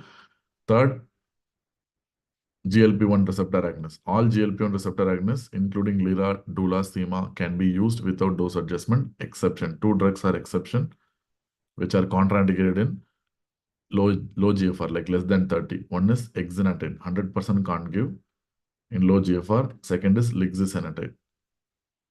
Lixisenatide can't give in low GFR. These are two drugs that should be avoided in patients with end-stage renal disease. Apart from that, all the other GLP-1 can be given, except two. And what are the drugs that promote GI side effects? Metformin, very, very important drug. Second, alpha glucosidase inhibitors like acarbose, voglibose, and all those stuff. Third is incretin group of drugs. What are the incretin group of drugs? We have this thing, right? What to say? Incretin group of drugs means that GLP-1 receptor agonists and DPP-4 inhibitors, correct? DPP-4 inhibitors and GLP-1 receptor agonists. So what are the drugs that cause pancreatitis? Again, the same incretin group of drugs. These drugs should be avoided in patients with history of pancreatitis. Be very clear, GLP-1 and DPP-4 should be avoided in patients with history of pancreatitis. Cancer-wise, there is a theoretical association of bladder cancer with pioglitazone. So that's why FDA recommends that you should not give pioglitazone in patients with family history of bladder cancer. If somebody is having family history of bladder cancer, don't give pioglitazone. And second, medullary thyroid cancer and pancreatic cancer. Medullary thyroid cancer and pancreatic cancer with GLP-1 receptor agonist. So again, FDA recommends that if the patient is having family history of MTC or family history of pancreatic cancer, don't give GLP-1. Bone issues, only two drugs, osteoporosis. Osteoporosis associated with pioglitazone, and only one trial showed that canagliflozin increased risk of fractures and amputations. Even though later on it's disproved because it's mentioned in Harrison, we cannot ignore. Canagliflozin increases the risk of fractures and limb amputations. Non-diabetic uses, only three are very, very important. One is liraglutide, an approved weight loss drug. It can be used in patients without diabetes. Second is SGLT2 inhibitors. It can be used in heart failure patients, especially those who are having reduced ejection fraction. Even if you do not have any diabetes, you can still use. Third is alpha glucosidase inhibitor, that is acarbose. You can use in late dumping syndrome. So this can be done. I mean, these three conditions, you can use these drugs even if the patient doesn't have diabetes. What are the miscellaneous drugs used in diabetes? Only one drug I want to mention, tirzepatide, because it can be asked in exam. Tirzepatide is a modern dual GLP-1 and a GIP agonist. Till now, we have been talking about only GLP-1 agonist, but right now, we have dual GLP-1 and GIP agonist, which is supposed to be more effective. And yes, it's creating headlines. It's kind of extremely effective in trials. That drug is called as tirzepatide. Okay. Now coming to diabetes complications. You all know that reducing HbA1c or controlling HbA1c reduces microvascular complications, has no effect on macrovascular complications, and it has no effect on survival also. This is a standard question in exam. There was so many times. So reducing HbA1c will have only good impact on microvascular complications. Otherwise, your macrovascular complications and overall survival will not have any much impact even if you reduce HbA1c. Accordingly, what are the microvascular complications? So we have the three pathies. We have retinopathy, nephropathy, and neuropathy. What are the macrovascular complications? We have coronary artery disease, peripheral arterial disease, and cerebrovascular disease like stroke and TIA. Non-vascular complications, eye complications like glaucoma, cataract, and increased risk of infections. So these are the macrovascular complications of non-vascular complications of diabetes. In that, only microvascular complications can be screened. Macrovascular, we generally don't screen because outcome is not good. Even if you screen, the impact is poor. In the retinopathy, how you're going to screen? Fundoscopy. And what are you going to see? NPDR, PDR, or diabetic macular edema. Treatment in case of severe NPDR, or if the patient is having PDR, you can opt for something called PRP, that is pan-retinal photocoagulation. Plus or minus in selected cases, I can inject anti-VEGF intravitreally, that is bevacizumab or ranibizumab. And the best indication for anti-VEGF is diabetic macular edema. Best indication is best reason is by diabetic macular edema. Nephropathy, you are going to do EGFR. You are going to check EGFR. Along with that, you have to check urine albumin creatinine ratio. The earliest change that I'm looking for is microalbuminuria. Initially, that's what the earliest finding will be. Later on, only slowly, I will be getting advanced proteinuria and CKD. That's later, not now. Treatment-wise, AC inhibitors or ARBs, that's the gold standard. Plus or minus, we have a new drug called as fendrinone. That's a non-steroidal MRA that's been shown to have some benefit. That's a Harrison statement. But traditional drug of choice is ACE inhibitors and ARBs. Any diabetic kidney disease, the gold standard drug is ACE inhibitors, ARBs. Look at neuropathy. Neuropathy, first, I'm going to use something called 10-gram monofilament. So why I'm going to use 10-gram monofilament? Because with this, I can find out something called loss of protective sensation. This is the earliest to occur. This is the one that predisposes the patient to diabetic food. And I can check for large fibers. How can I check for large fibers? Large fibers can be checked with deep tendon reflexes and vibration. Vibration should be checked with 120 Hz tuning fork, not 256 or 512, which is for Rene Weber. The most important deep tendon reflex in diabetic neuropathy is ankle jerk. Because most of the problems in diabetes will start in the food, because the most common type of neuropathy in diabetes, the most common type of neuropathy is DSPN, that is distal symmetric sensory motor polyneuropathy. That's called distal symmetric sensory motor polyneuropathy. And DSBN usually starts in the feet and it ascends up. The most common site is the feet because it is axonal type of neuropathy. We discussed that already. It is axonal type of neuropathy and it is basically length dependent form of neuropathy, which means the longest axons will be affected first. By definition, the longest axons are the ones that are supplying the feet. So that's where it starts. And the first reflex to be lost will be ankle jerk. That's why ankle jerk becomes very, very important. And you have to test for small fibers also. Small fibers also, which is nothing but pain and temperature. Pain and temperature has to be checked. Okay, in that pain is easier to check than temperature. Treatment in case if the pain is having positive symptoms. In case if the pain is having positive symptoms like tingling, burning, these kind of positive symptoms, then you can use drugs like pregabalin or 2 SNRIs has been approved.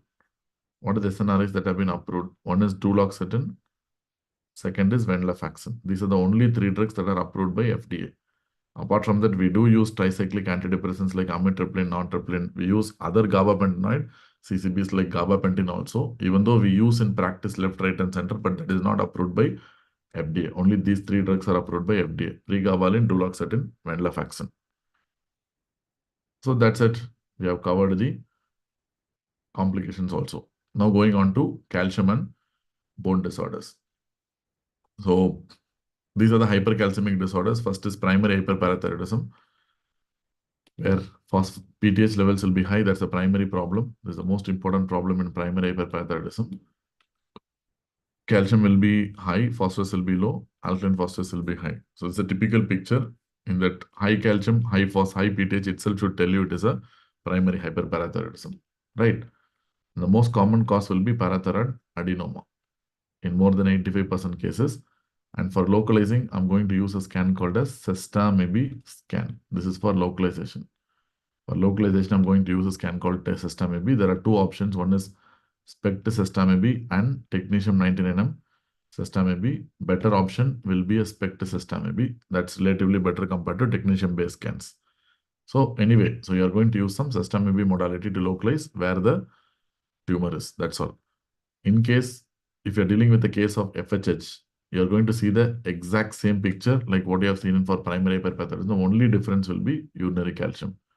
Here the urinary calcium will be low and it's a benign condition. It will be totally asymptomatic and it doesn't give you any problem in the future. And these patients will have family history. That's why it's called familial hypocalciuric hypercalcemia. If it's a primary hyperparathyroidism, the urinary calcium levels will be increased. Very, very important difference. In fact, this is the only difference between your FHH and primary hyperparathyroidism. Right. Other than that, there's no difference that you can make out using the biochemistry. And the most common symptom of primary hyperparathyroidism will be renal stones. That's the most common presenting symptom. It's PTH-related peptide. It's a PTH-like peptide, so calcium will be high, PTH will be low, alkaline phosphatase will be high. But because calcium is high, the endogenous PTH will be low. Endogenous PTH will be low, and it is the most common mechanism of malignancy causing hypercalcemia. Typical cancers that produces common cell cancer and renal cell cancer. In that, the squamous cell cancer is very important because in exam they will confuse you. How many ever times we teach, you will go for small cell lung cancer only in exam, but here it is squamous cell cancer of the lung. It's non-small cell lung cancer. It's not small cell lung cancer. So I told you whenever there is hypercalcemia, there are only two causes. One is primary hyperparathyroidism. Second is malignancy. These two causes alone is responsible more than 80% case of hypercalcemia in the world. Okay? More than 80% case of hypercalcemia in the world. So in that, primary hyperparathyroidism is usually going to present in the outpatient. And as an inpatient, the most common cause will be malignancy. The most common cause of inpatient hypercalcemia is malignancy only. Outpatient is primary hyperparathyroidism. And in that, the PTH-related peptide is the most common mechanism. In malignancy, most common mechanism will be PTH-related peptide mechanism. More than 70-80% cases of malignancy-related hypercalcemia will be PTH-related peptide. Okay? Lytic metastasis. Calcium high, phosphorus high, PTH suppressed, alkaline phosphatase normal. And both solid organ tumors and hematological cancers can produce lytic metastasis by activating osteoclast. The examples of solid organ tumors will be lung and breast cancer, but never tell prostate cancer because they produce blastic metastasis. Hematological cancer example will be multiple myeloma. Another important point you may need to know is bone scans will be normal. Bone scans will not pick up anything in osteolytic metastasis. If it's a pure lytic metastasis, bone scans will be negative. Vitamin D toxicity, calcium increased, phosphorus increased, PTH suppressed, alkaline phosphatase will be normal or mildly increased. And sarcoidosis also behaves in the same way because in sarcoidosis, the problem is granulomas contain 1-alpha hydroxylase. Because of high activity of 1-alpha hydroxylase, there will be excessive production of 125 DHCC. That's the problem. So here nothing to say, but in sarcoidosis, the most important clue in exam will be bilateral hilar lymphadenopathy. If you see this itself, most of the time you have to confirm it's sarcoidosis only. And do a biopsy, and you're going to see non-caseating granulomas. Non-caseating granulomas. And another important finding will be serum ACE levels will be elevated in sarcoidosis, and treatment of choice is going to be corticosteroids, prednisolone. Right, that's the treatment of choice. And they will ask you how will you treat hypercalcemic crisis. The patient is presenting with hypercalcemic crisis. How you are going to treat? Treatment is simple and straightforward. First, patients will be coming with extreme dehydration and polyuria. Patients will be extremely dehydrated and they'll be very, very polyuric, severely polyuric, and they'll be in shock also. Estimated loss of water is approximately 10 to 15 liters of fluid they would have lost. So first treatment is always IV fluids. Give plenty of IV fluids. Any isotonic solution has to be given. And then you can start with calcium lowering agents. Typically, you are going to start with bisphosphonates, IV. For example, you can use pamidronate or zoledronate, but Western guidelines suggest pamidronate, dose is 80 milligram. If you want to use zoledronate, dose will be 5 milligram zoledronate. Give bisphosphonates IV, plus or minus you can give IV calcitonin. But the problem is calcitonin will work only for 24 to 48 hours because of receptor tachyphylaxis. So it's a natural compound. So if you give continuously, it will stop working because of receptor degradation crisis. Coming to hypocalcemic states.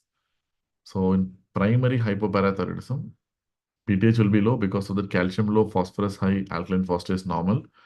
The usual reason will be post-thyroid surgery, and it will be a transient hypoparathyroidism because of parathyroid edema. That's it. Vitamin D deficiency, dietary deficiency, calcium low, phosphorus low, PTH increased, and alkaline phosphatase normal or increased. In case if alkaline phosphatase is increased, alkaline phosphatase increased. In exam, you will get increased alkaline phosphatase only. You have to always suspect complicated forms like rickets and osteomalacia. I'm not saying this is the definition of rickets and osteomalacia, but you have to suspect rickets and osteomalacia whenever alkaline phosphatase is high. Renal failure, calcium low, phosphorus high, PTH high, your alkaline phosphatase will be invariably high. So in fact, this is very important because this is the only difference between true vitamin deficiency and renal failure. The phosphorus is the one that's going to tell you the difference.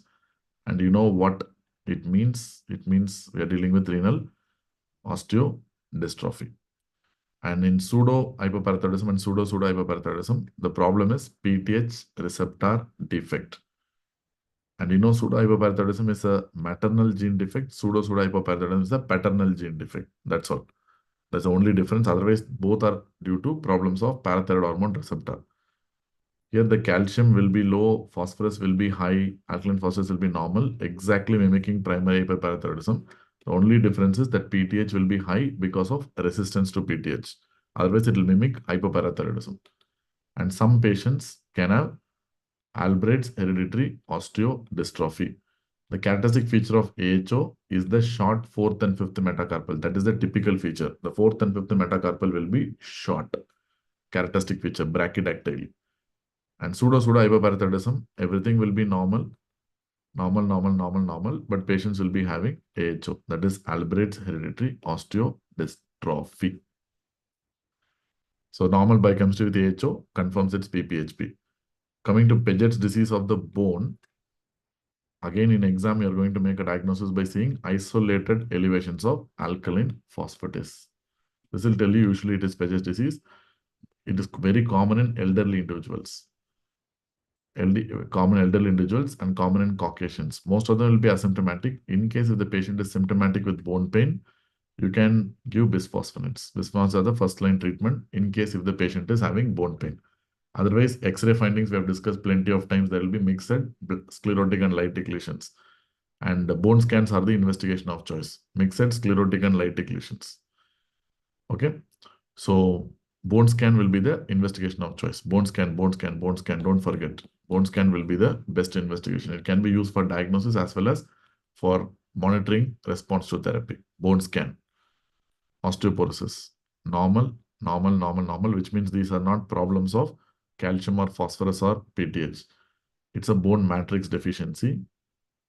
It's a bone matrix deficiency, very common in postmenopausal women. Very common in postmenopausal women. In DXA scan, you look at something called T-score. Definition-wise, if it's less than -2.5, it is equal to osteoporosis. 2.5 is osteoporosis. And if you want to treat osteoporosis, first-line treatment will be bisphosphonates, which can be given oral as well as IV. We have IV bisphosphonates and oral bisphosphonates. Side effects of bisphosphonates very important. And the duration of approval for oral bisphosphonates 5 to 10 years. And the duration of approval for IV bisphosphonates 3 to 6 years. Depending, is going to be anabolic agents. We have 3 anabolic agents, by the way. One is recombinant PTH. Second is recombinant PTH receptor peptide, PTH related peptide. Next is anti-sclerostin monoclonal antibody. Anti-sclerostin monoclonal antibody. Recombinant PTH is called as teriparatide. Recombinant PTH related peptide is called as abaloparatide. And anti-sclerostin monoclonal antibody is called as romosozumab. All of them are given by subcutaneous injections. And teriparatide is approved only for 2 years. Abaloparatide only 1 year. Romosozumab only 1 year. These are the current approvals. Third line, not commonly used for osteoporosis perspective, denosumab, which is a rank inhibitor that breaks the rank-rankle interaction. Then we have hormone replacement therapy and SERMs. Among the SERMs, only 2 drugs are approved. That is raloxifene and bezaroxifene. Tamoxifen is not approved for osteoporosis treatment. Raloxifene and bezaroxifene. So these are the last line treatment. So these are the options for osteoporosis. Very important. You know the easy changes in calcium disorders, right? So hypercalcemia produces three important easy changes. Again, it's a triad. Hypercalcemia. One is J waves. They're going to produce J waves similar to hypothermia, but the big difference with hypothermia is the fact that it's going to produce short QT. In hypothermia, commonly you'll have long QT, but here you're going to have short QT, not long QT. And many times you can notice that the patient is also having what? ST elevation. You can notice that the patient is having ST elevation. So this is a typical triad of changes in hypercalcemia. J wave, ST elevation, and short QT. And apart from that, in hypocalcemia, what you're going to see? Long QT. Long QT in hypocalcemia. That's the only change that you need to know. Prolonged QT interval in hypocalcemia. Otherwise, STT changes may be there, which will be non-specific. Okay, we have discussed the easy changes in hypercalcemia also. Then we have the important hypertensive emergencies. Like for example, you have malignant hypertension, hypertensive encephalopathy, AKI, and all those things. We have discussed so many times about this. Just let us brush through. When you call it as malignant hypertension, whenever the patient is having papilledema. Papilledema. Hypertensive encephalopathy presents with altered mental status, and they can have headache. Typically, headache and altered mental status. AK means high serum creatinine. That's all. These are typical presentations. In these situations, what will be the timeline and target BP? So in the first 1 hour, you have to reduce BP by approximately 20 to 25%. This has been asked in exams already. Reduce BP by 20 to 25%. In the next 2 to 6 hours, second to 6th hour, you're going to keep a BP target of approximately 160 upon 110. That's correct. Excellent. In 24 to 48 hours, you are going to normalize the blood pressure. In acute ischemic stroke, if the patient is undergoing thrombolysis, then BP target will be less than 185 or 110. If you are not planning for thrombolysis, then BP target will be less than 220 bar 120 millimeters of mercury. Hemorrhagic stroke, SBP target is 140 to 180. Acute coronary syndrome, SBP target less than 140 in the first hour. Acute pulmonary edema, SBP target less than 140. In aortic dissection, we know that it's less than 120 and heart rate should be less than 60. In any pregnancy-related emergency like preeclampsia and eclampsia, it's going to be less than 140. First line treatment, standard for most situations, IV nicardipine. Alternative will be IV labetalol. In India, that's what we use because in India, we don't have nicardipine. Nicardipine or labetalol. That's what we're going to use. And in hemorrhagic stroke especially, no nitrates. Nitrate should be avoided. Be very clear about that. No nitrates in hemorrhagic stroke because they can worsen the intracranial pressure. And in acute coronary syndrome, IV labetalol, that becomes the best choice. Plus or minus IV NTG also can be given if you want. But I mean, we don't give NTG the thing, maybe alternative NTG. Alternative will be IV NTG. And for acute pulmonary edema, IV NTG plus loop diuretics, what you should not give is labetalol. Labetalol. Similarly, in acute coronary syndrome, what you should not give is nitroprusside and hydralazine. In acute coronary syndrome, no nitroprusside, no hydralazine. No hydralazine. Because they can create coronary steal. And in aortic dissection, we have discussed already IV esmolol first, followed by IV nitroprusside. But the best alternative for both will be IV labetalol. IV labetalol. For pregnancy, again same. IV nicardipine. Alternative IV labetalol. Magnesium sulfate, if the patient is having seizures. The patient is throwing seizures, then give magnesium. If there is indication, give magnesium sulfate. Otherwise, that is not going to be used as a antihypertensive therapy. So that's it. So that completes all the important hypertensive emergencies, which are quite easy to know everything. Okay, we are coming to the end, I think. A little bit of neurology is left.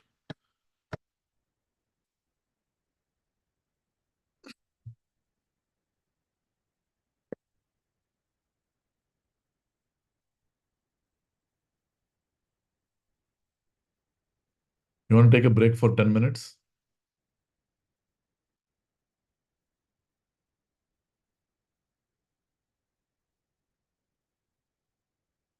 Yes, if you want, you can take a break for 10 minutes. I'll start by 8:25 again. Yeah, you can come back by 8:25, possibly.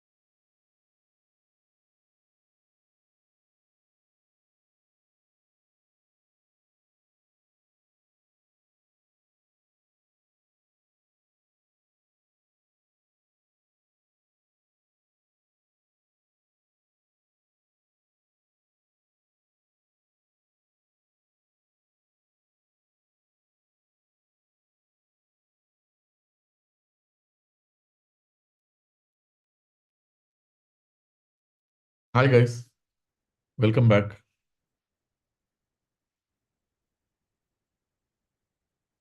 Are you guys there? Yes. Okay, let us try to finish as much as possible again. So in neurology only, so there are few important things. Let us try and complete that first. First, this is the slide. So you have to approach to weakness, and this is one of the most underrated slides, to be honest, because if you really look through it, there will be like 10 to 15 questions only from this one particular area. So many questions, whatever, if you look at the PYQs, you can just answer from whatever I'm going to tell in this slide. So first, what will be the human distribution? Human distribution in the upper limb, it's going to affect the extensors and the abductors predominantly. And in the lower limb, it's going to affect the flexors and the hip abductors.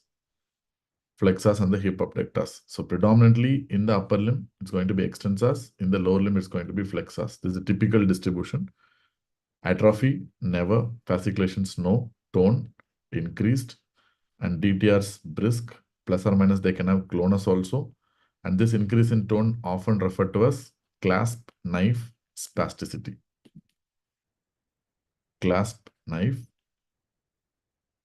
spasticity. Plantar, extensor, and often this is referred to as Babinski. Babinski. So Babinski will be positive. See. LMN, you're going to have more segmental and patchy weakness. It will be more segmental and patchy if it's LMN, and more predominantly distal. Not always, but primarily distal. Atrophy, very common. Fasciculations, very common, especially if anterior cell is damaged. Tone, reduced. Deepened reflexes suppressed or absent. Plantar, flexor. Or it may be absent. And neuromuscular junction, the best example is myasthenia gravis. That's what I'm talking about. Here, the patients will be having ocular weakness and proximal limb weakness. Proximal limb weakness. In the ocular weakness, the most common is ptosis. And most of the times in myasthenia gravis, they will give example of fluctuating weakness, or they will give diurnal variation. We'll talk about that later on. Atrophy, no. Fasciculations, no. Tone, normal. DTS, normal. Plantar, flexor. Very difficult to find out. Myopathy, they will have symmetric proximal weakness. Symmetric proximal weakness. Proximal limb weakness will be there. No fasciculations, no atrophy. Tone, normal or mildly reduced.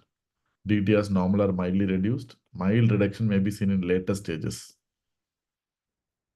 And plantar will be flexor. And both neuromuscular junction disorders and myopathies will not have sensory involvement characteristically. Usually they won't have sensory involvement, and they won't have bladder bowel involvement also. Bladder bowel involvement also won't be there in both myasthenia gravis as well as myopathy. The pure myopathy, you won't get this. And what is the test that you're going to do? So for differentiating myopathy and neuromuscular junction disorder, we do something called EMG, that is electromyography. We do something called electromyography. For finding out what is happening in LMN lesion, we commonly do nerve conduction study. This is as a whole, I'm telling, not always, but NCS is usually for LMN, that is neuropathies, and for NMJ and myopathy, to differentiate commonly, we do electromyography. If you want to combine, we have something called ENMG, electroneuromyography also can be done. And coming to the reflexes. This is our favorite reflex man, right? 1, 2, 3, 4, 5, 6, 7. We have 8. So we have S12, primarily ankle jerk. Nerve will be tibial nerve. Muscle will be gastrocnemius and soleus. L3 and 4 will be knee jerk. We know the nerve. It's femoral nerve, muscle quadriceps. C5, predominantly biceps, supplied by musculocutaneous nerve. C6, brachioradialis radial nerve. C7, triceps, radial nerve again. And C8 is finger flexion reflex by flexors. Flexor digitorum profundus superficialis. And median and ulnar nerve are the main nerves that supply the finger flexors. And we have the cremastic reflex in males, whose root value is L1. supplied by genital branch of genitofemoral nerve.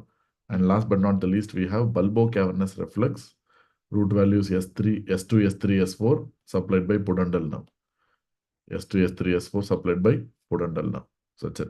Most important reflexes. And coming to important spinal cord syndromes. So we know that there are only three columns that are important. One is posterior column, second is spinothalamic tract, third is corticospinal tract. In that, if you're going to damage posterior column, you get ipsilateral problem. If you're going to damage corticospinal tract in the spinal cord, you get ipsilateral problem.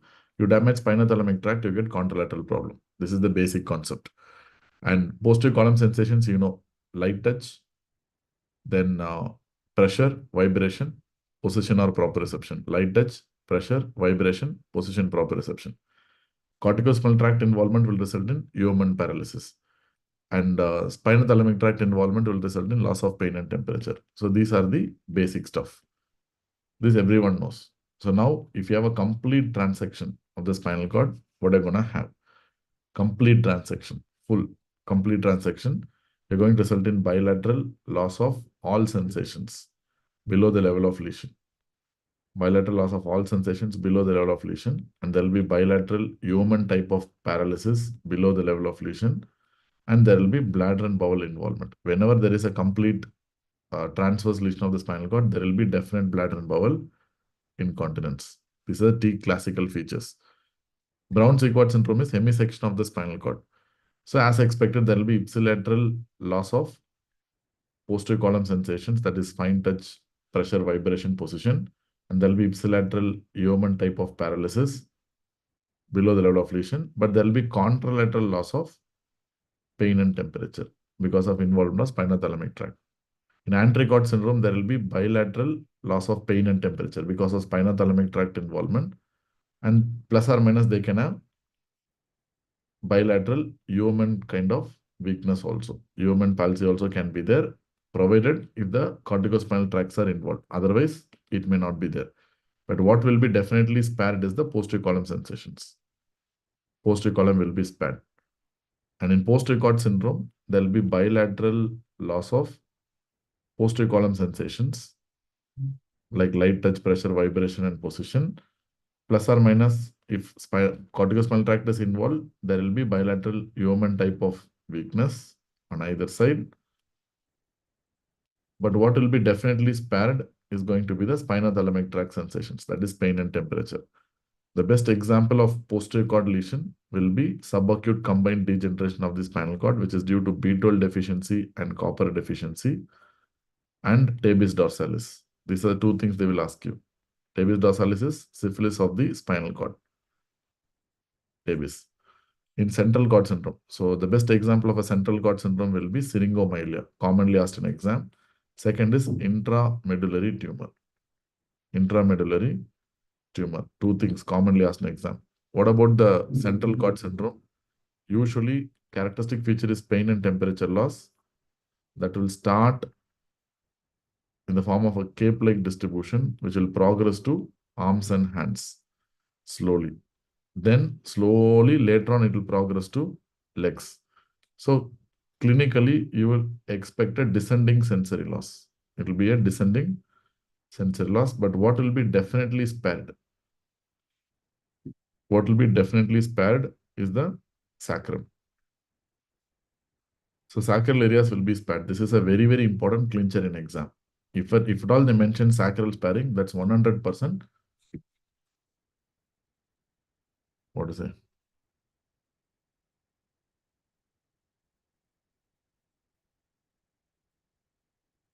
Okay, that's 100% it's going to be central cord syndrome only. If at all they mention that you have a sacral sparing. And motor loss, not very prominent. Motor loss can happen, but it's kind of late in most cases. So, but what will happen is because of anterihonsal involvement, in the upper limb, you'll have element type involvement, and in the lower limb, you'll have human type involvement. Human type involvement. This is characteristic. And again, it will be a descending kind of motor loss only. It will be a descending kind of motor loss. Plus or minus, patients will have bladder bowel involvement. These are late findings in syringomyelia. But this bladder bowel involvement will be early if it's an intramedullary tumor. If it's an intramedullary tumor, bladder bowel involvement is supposed to be early. That's another very important point. Otherwise, if it's syringomyelia, it's going to be late. Plus or minus, they can have Horner syndrome also, which is very common in syringomyelia than intramedullary tumor. Intramedullary tumor commonly produces bladder bowel involvement. Syringomyelia commonly produces Horner syndrome. And another clue for syrinx will be bilateral burns in the hands. That hand burns is so characteristic because they will lose the pain and temperature. They will touch hot objects and they will get burns. That's so characteristic of syrinx. You should not forget. Conus medullaris. The first thing about conus medullaris is everything that happens in conus will be symmetric. We discussed already. In cauda equina, everything that happens here will be asymmetric. So we knew the mnemonic already. And conus medullaris, I told you the lesion will be at L1 involving the sacral spinal cord. In cauda equina, the lesion will be below L1. That involves the lumbosacral nerve roots, not the spinal cord. So here, the classic feature will be the bladder, bowel, and the sexual dysfunction. Bladder, bowel, and sexual dysfunction, that is the presenting feature. That is the earliest manifestation of any conus medullaris lesion, which will later on progress to involve the sensory and motor tracks. So the sensory and motor involvement will be late. That will be not early. If they cause any sensory involvement, they will affect sensations in the saddle area. Saddle area. Okay, later on they will have motor involvement, and that motor involvement will be primarily UMN type because you are directly compressing the spinal cord. It will be more of UMN type. Here, the main problem will be sensory and motor only. Sensory and motor only. That's the main problem. And again, here also, if sensory is involved, they're going to typically involve the saddle area. The saddle area is the one that's going to be typically involved in cauda equina. Later on, they can develop bladder bowel dysfunction, but this is extremely uncommon. Bladder bowel involvement can occur, but it's extremely late and very, very uncommon. You don't get. The primary feature is sensory and motor involvement, and this motor involvement is classically element type. Element type motor involvement. And as I said, sensory and motor involvement will be asymmetric in cauda. In case if it happens in the conus medullaris, it's going to be symmetric. That will explain almost every single spinal cord syndrome. Are we good to go? Understood?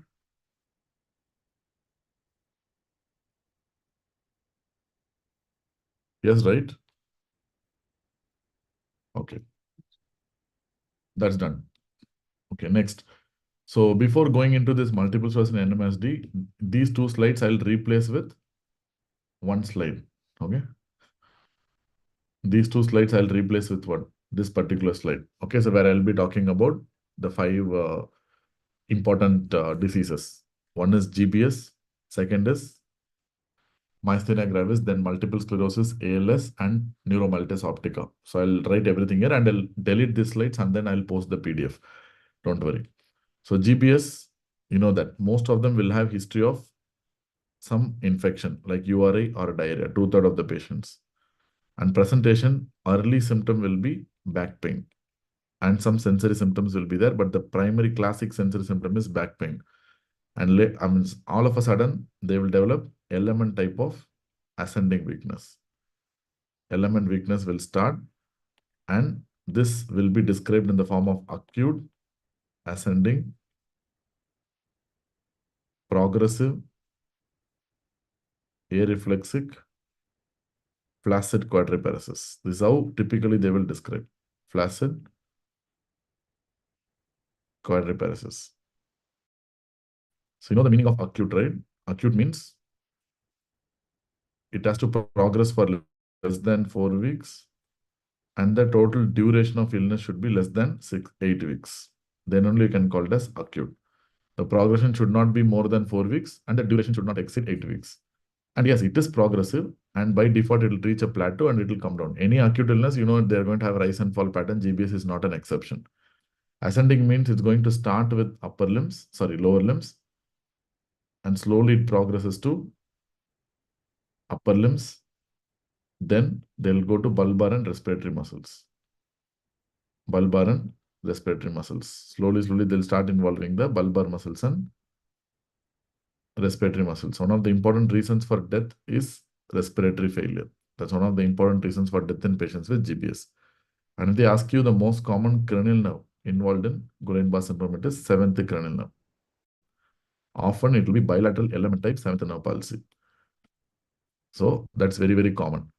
And of course, areflexia is one of the early findings in GBS. In fact, even before the weakness starts, many patients will be totally areflex. No reflexes will be there. And you know the meaning of flaccid quadriparesis. Ultimately, they will become flaccid because of element weakness and they'll be quadriparetic. And GBS is one of the most common demyelinating illness in the world. It's a demyelinating peripheral neuropathy. It causes demyelination. And what is uncommon in GBS? Certain things are extremely uncommon in GBS. That is sensory loss. It can occur in other variants of GBS, but in classic AIDP, acute inflammatory demyelinating polyradicular neuropathy, sensory loss is uncommon, and frank bladder and bowel involvement is uncommon. Frank bladder and bowel involvement is uncommon in GBS. And in case if you are suspecting GBS, you have to start therapy because patient will die otherwise. Immediately you have to start therapy. So you have to take care of the respiratory failure, and treatment of choice will be IVIG or plasma exchange. Any one, don't go for both. Either use IVIG or use plasma exchange. One thing that you have to know is corticosteroids are not indicated. You cannot use steroids in GBS. It's totally nonsensical. Investigations can be done later on. That's why I told the treatment first. So 2 investigations. One, you are going to do nerve conduction study where you're going to see demyelinating pattern. Demyelination is what you're going to see in nerve conduction study. And in the CSF, you're going to see something called albuminocytological dissociation. So what do you mean by demyelination? In the nerve conduction study, the conduction velocities will be very low. And the latency period, the time period for conduction will be increased. There'll be reduced velocities, increased latencies, as simple as that. And albuminocytological dissociation means in CSF, you're going to see more proteins, but normal amount of cells. By definition, it should be less than 5 to 10, definitely not more than 10. Anything more than 50 rules out GBS. It's unlikely. Cell should be definitely less than 5 to 10. Normal CSF cell count is less than 5, all lymphocytes, and protein will be high. And there is one important variant of GBS. There are 2 important variants. One is AMAN, that is acute motor axonal neuropathy. Here you can have sensory loss because it's an axonal variant of GBS. Second, we'll have Miller-Fisher syndrome. Miller-Fisher syndrome is associated with an antibody called as anti-GQ1B antibody. Anti-GQ1B antibody, and it's a triad. Triad of what? Ataxia, areflexia, and ophthalmoplegia. Ophthalmoplegia. The most common cranial nerve involved here is 6th cranial nerve. That's what textbooks say because of ophthalmoplegia. Okay. So this is the typical triad of Miller-Fisher syndrome: ataxia, areflexia, and ophthalmoplegia. So somehow we have done the GBS. Then what about amyotrophic lateral sclerosis, otherwise called as Lou Gehrig disease? The characteristic feature of this disease is the fact that it will have both human and element involvement at the same time. So human in the sense, patients will be exhibiting spasticity, sometimes exaggerated deep tendon reflexes, and even Babinski may be positive. Plantar may be extensor.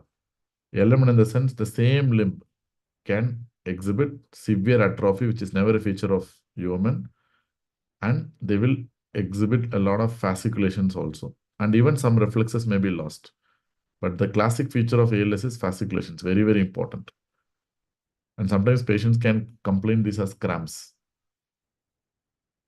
Okay, so this, if you pick up, it is ALS unless proved otherwise in exam. That's it. And you have to know what are the things that does not occur in ALS. Because it's a motor neuron disease, sensory involvement is a definite no. For some reason, bladder and bowel will not be involved in these patients. And extraocular muscle involvement will never be a feature of ALS. And last but not the least, patient will never ever have extrapyramidal features like ataxia, tremors, bradykinesia, rigidity. So this all will never be there in ALS. These are the four important no's in ALS. Diagnosis only by clinical examination. Treatment-wise, you can use two options. One is riluzole, second is edaravone. Riluzole improves survival, not by much, only by 3 months, but theoretically is the only drug that can improve survival. Edaravone improves function. It's a neuroprotective drug, edaravone. The usual reason for death is respiratory failure. So that can be prevented to some extent by using BPAP in the night. The BiPAP can be given in the night to these patients. So then we have another disease called as myasthenia gravis. Myasthenia gravis is a neuromuscular junction disorder and it's a typical type 2 hypersensitivity reaction. Classic type 2 hypersensitivity reaction. Very, very important point. It's totally because of antibodies, completely antibody based. Yeah, correct. How they will present? They will have ocular weakness and they will have proximal limb weakness. Ocular weakness will be typically ptosis, that's the most common, or they can have ophthalmoplegia. Ophthalmoplegia that can result in diplopia. So examiner may not give ophthalmoplegia, rather he will give the word diplopia. Proximal limb weakness, as I told you, they will have normal deep tendon reflexes, normal tone, and even Babinski will be negative in the sense like plantar will be flexor. Babinski will not be seen. And there will be no sensory involvement also, no autonomic involvement or no bladder bowel involvement. Smooth muscles and cardiac muscles are not involved. So very difficult to diagnose, basically. The only clue in exam will be that fluctuating weakness. If you see the word fluctuating weakness, that's very likely to be myasthenia gravis. And second, they might mention the classic diurnal variation, which means in the evening they will get more weak and the morning they get better because of the easy fatigability of the muscles.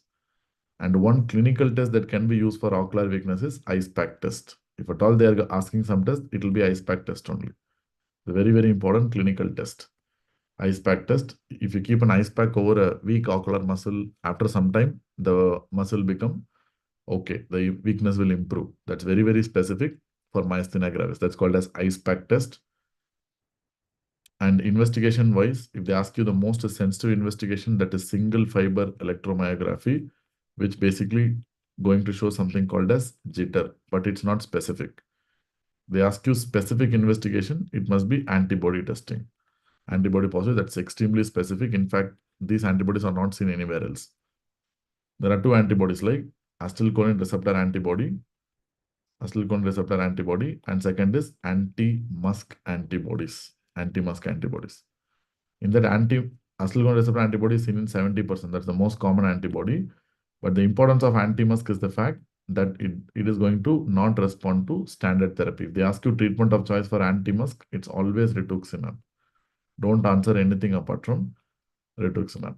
If they say anti-musk related antibody, this myasthenia gravis, it is always rituximab. That's all. Because it is refractory to standard therapy. It won't respond to pyridostigmine. Somehow, let us start therapy. First line therapy is always pyridostigmine. But please understand that anti-musk myasthenia gravis will not respond to pyridostigmine. 100% won't respond. There is a poor response. I have to start with immunosuppression. Immunosuppression means initially I will start corticosteroids, then I'll go for other drugs like mycophenolate mofetil, azathioprine. Then I can even use rituximab. But one important point about corticosteroids is the fact that corticosteroids can result in transient worsening. Later on, they will improve, but initial phase, they can worsen. That's why you have to be very, very careful.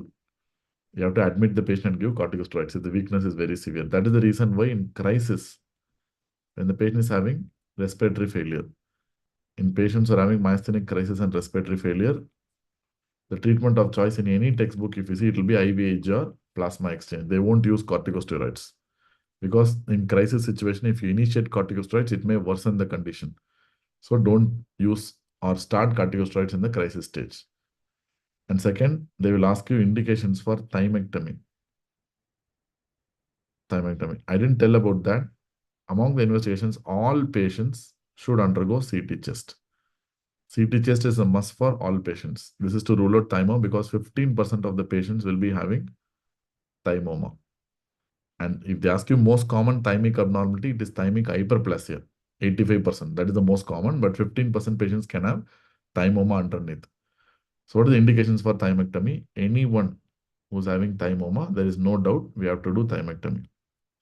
Second, in young patients, age 18 to 65, typically 50, best is 50, but anyone up to 65 years, plus if they are having acetylcholine receptor antibody positivity.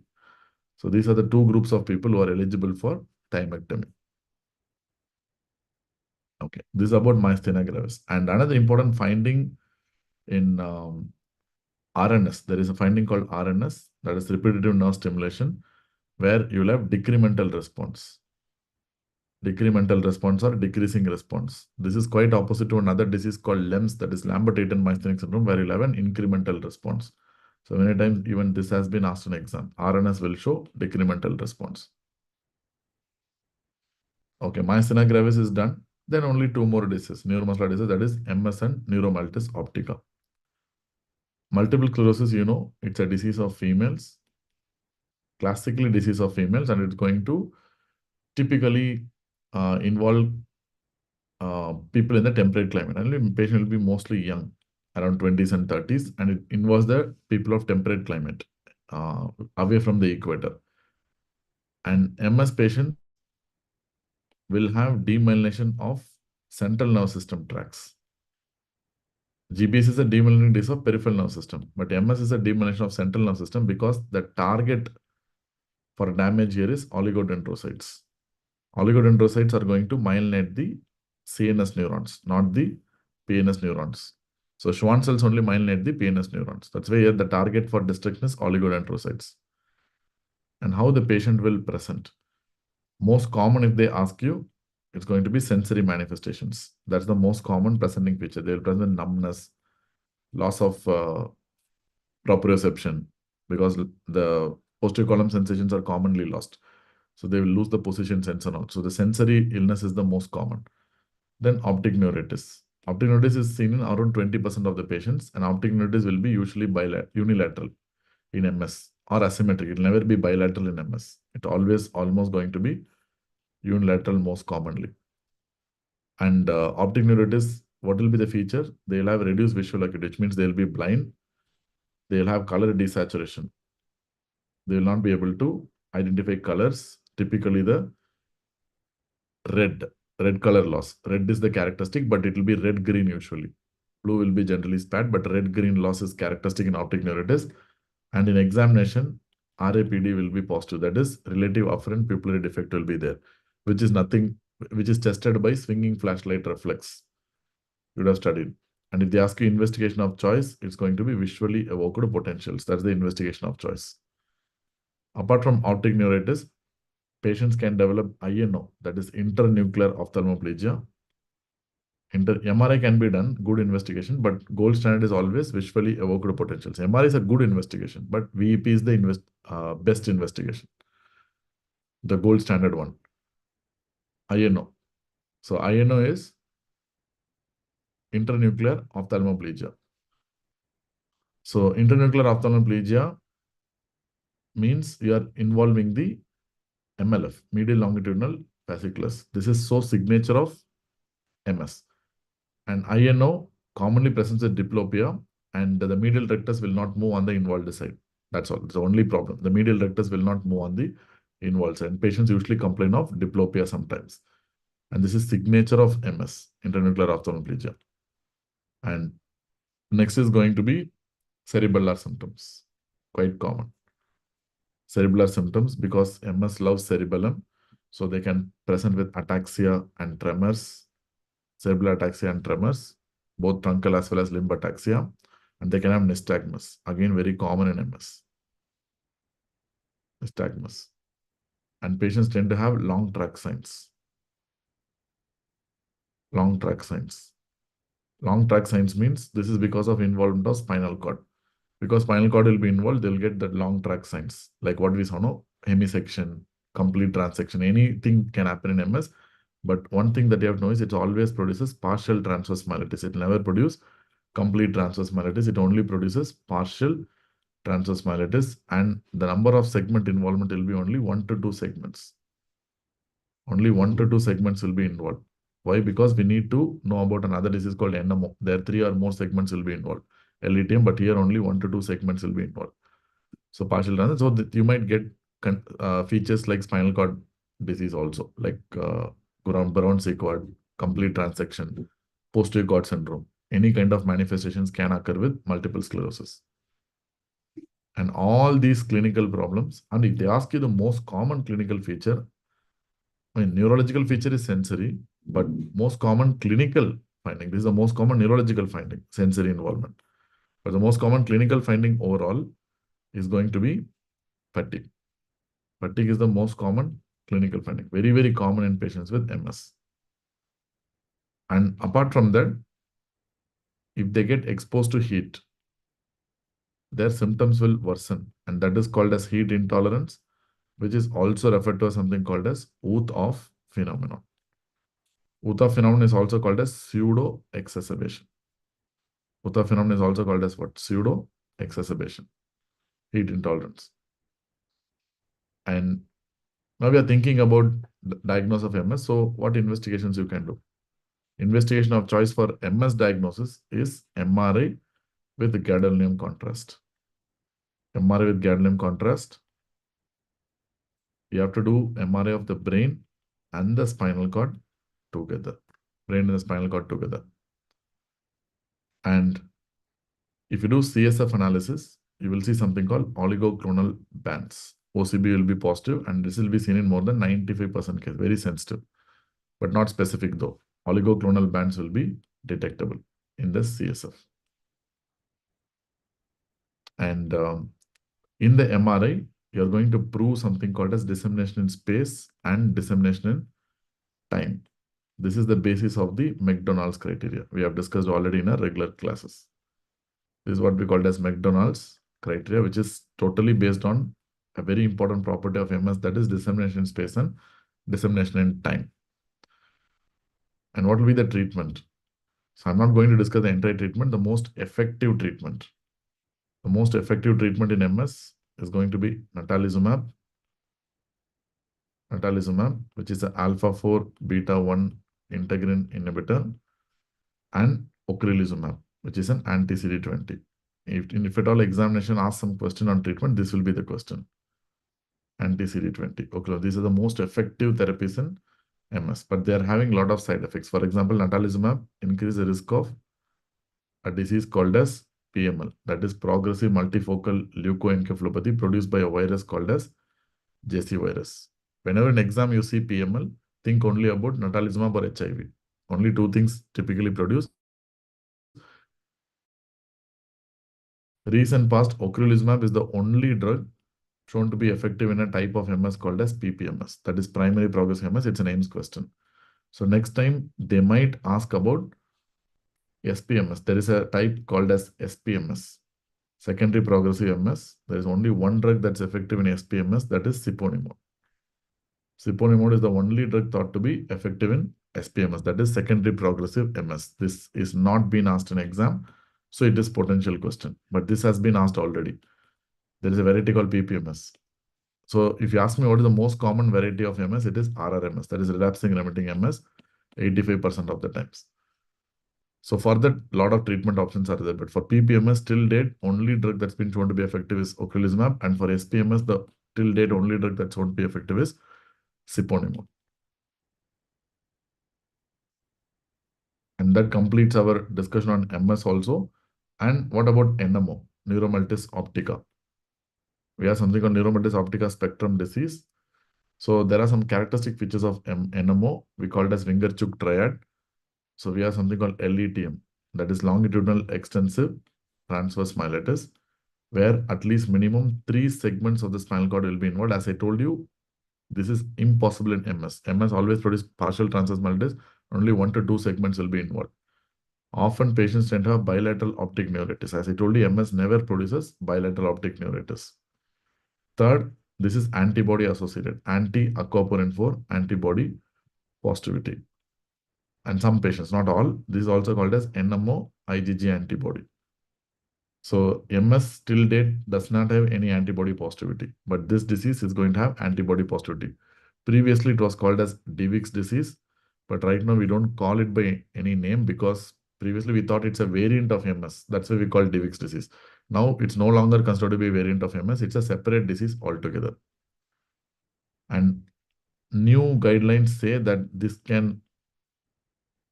spectrum can include something called area postrema syndrome, where area postrema will be affected, where the patient will have recurrent and intractable nausea, vomiting, and hiccups.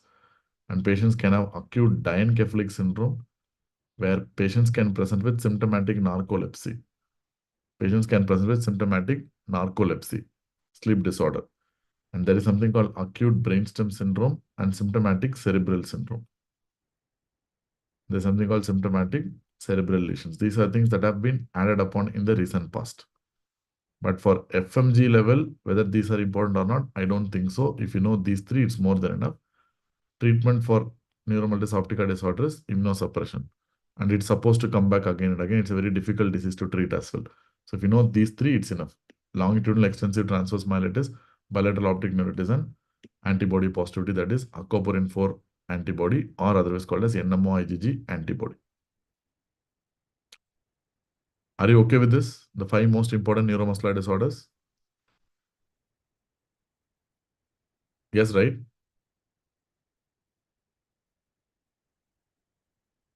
Yeah.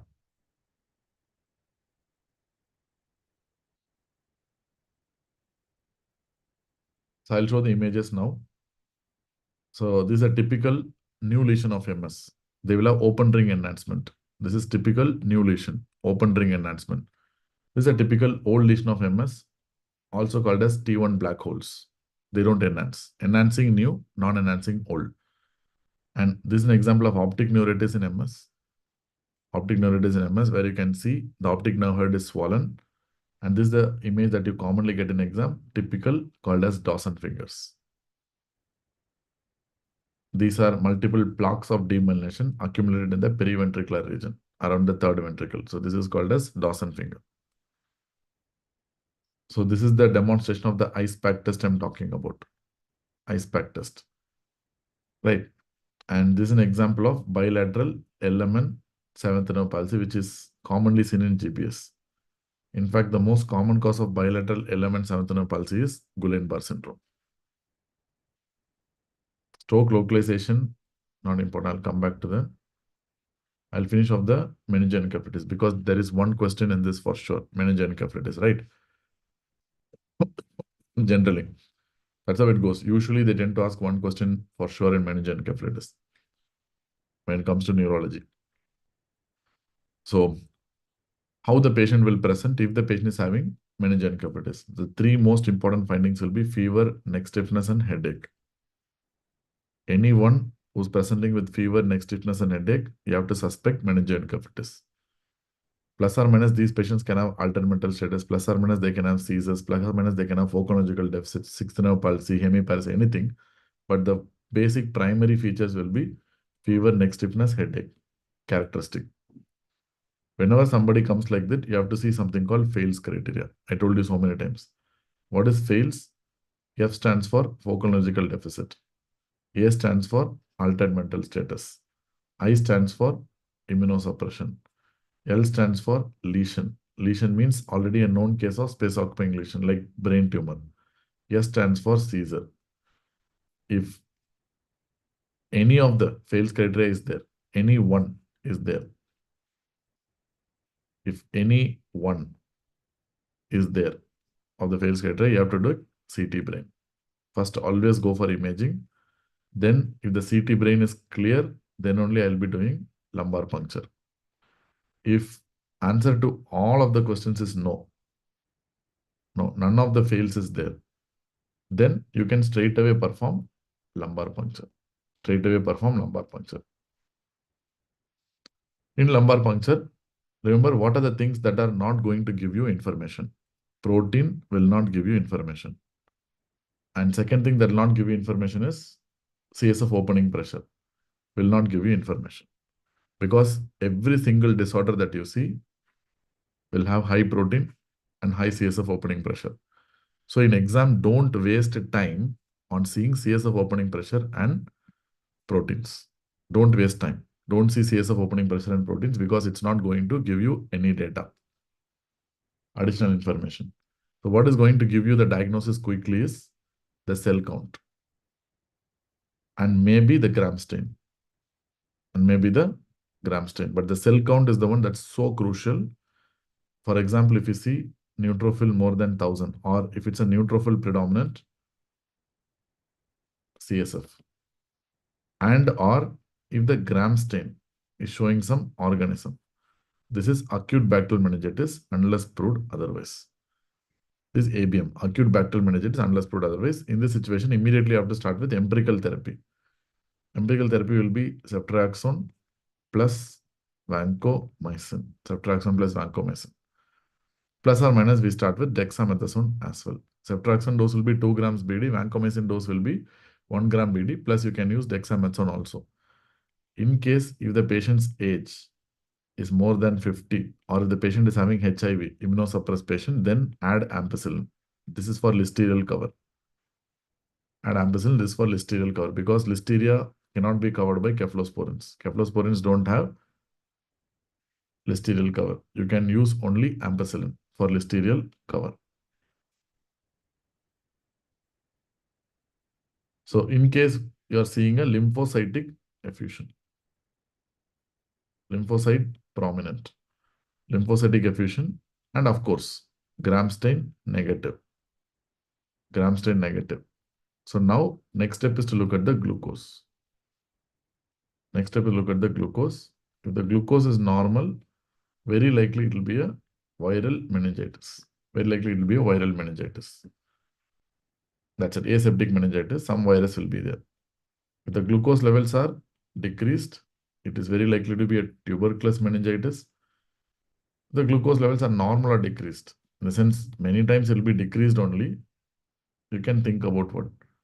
Fungal meningitis. TB meningitis means in imaging, in CT scan or MRI, in imaging, you will see a typical triad. What is the triad? You will see something called basal exudates. You will see hydrocephalus and infarct will be there. And most patients will be having some cranial nerve palsy. Very commonly, they will have sixth cranial nerve palsy, which is extremely common in TB meningitis. And don't forget to do chest X-ray. Chest X-ray may show some disease, some old TB evidence may be there, and CSF ADA levels will be elevated. Even that can give you a clue that it's a TB meningitis. And treatment will be anti-tubercular therapy. ATT has to be started. Same regime, HRZT for 2 months, and remaining months you are going to give HRE. In meningitis, usually we go for minimum 9 months of treatment. If it's a CNS involved, minimum 9 months treatment is mandatory. And another important thing is, in case if it's a HIV patient who is not on ART, very common question, no? First, always start ATT, and after 2 weeks to 2 months, you're going to start with antiretroviral therapy, HART. You don't start with ART immediately. First, always start with ATT, then start with ART. This is done actually to reduce the risk of IRIS, that is immune reconstitution inflammatory syndrome. You start with ART first, then there will be a sudden boost in immunity, and that can see so much of organisms in the brain, and they can cause a cytokine response, and that can be dangerous. So that's why to reduce risk of IRIS, always start later. Don't start immediately. If it's a fungal meningitis, usually it will be cryptococcal Cryptococcus neoformans. In exam, they will usually give about India ink. Glucose is decreased in TB meningitis and pyogenic both. Yeah, both the glucose will be decreased, but is reduced glucose going to give you the diagnosis of bacterial meningitis, or neutrophil more than 1000 is going to give you the diagnosis of bacterial meningitis? I'm trying to say, do you understand? If you try to mug up some table or if you try to do something, you will definitely get some wrong answer in exam. If you go by the exact approach, what I say, 100% you will not get wrong. You will never get wrong. So just go by the same approach I'm telling you. 100% you will get wrong. Okay? 100% you will not get wrong. You will definitely get the right answer. That's what I'm trying to say. Approach is more important. That's why I said I'm not using the protein and CSF opening pressure at all. Because if you see that, that's not going to give you any yield in exam. So that's not going to make any difference in your diagnosis. So India Ink preparation, this is what they give. But the problem is India Ink is sensitive only in like 40 to 60%. So it's very bad. Not even half of the patients can be diagnosed with India Ink, but you might get an image like this, which is basically cryptococcal meningitis, where you can see the capsule of cryptococcus is not uh, stained. It's a negative stain. So this creates some soap bubble appearance or fried egg appearance or whatever. It's a negative stain. But what is the best test for cryptococcal meningitis is CSF crack. CSF cryptococcal antigen, which is the best test. This can be used for monitoring therapy also. CSF crack, best test. They ask you treatment of choice. It's going to be IV amphotericin B. Amphotericin B plus flucytosine. Amphotericin B plus flucytosine. One of the best treatment options for cryptococcal meningitis for the first 14 days at least. And this is a spotter. Anytime when you see something like this, it indicates a cobweb coagulum. So go for TB meningitis. That's all. I mean, that's a spotter that's given in every single microbiology textbook. So that's not very relevant right now. So have you understood meningoencephalitis?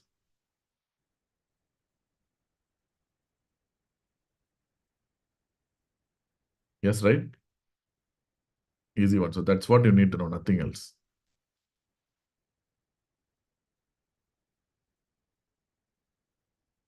Okay. So next is stroke management. I mean, we'll try to finish off like in a simple way. So what is the important thing about stroke management?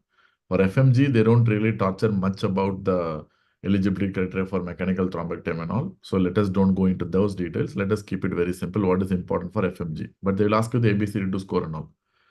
So anyone who's presenting with acute focal neurological deficit, anyone who's presenting with an acute focal neurological deficit, what are you going to do? You're going to see whether symptoms are rapidly reversing or not. Rapidly reversing or not. If the symptoms are rapidly reversing by itself, you might ask a question that it's very likely to be a TIA. I'm not saying it will be a TIA. It's very likely to be a TIA.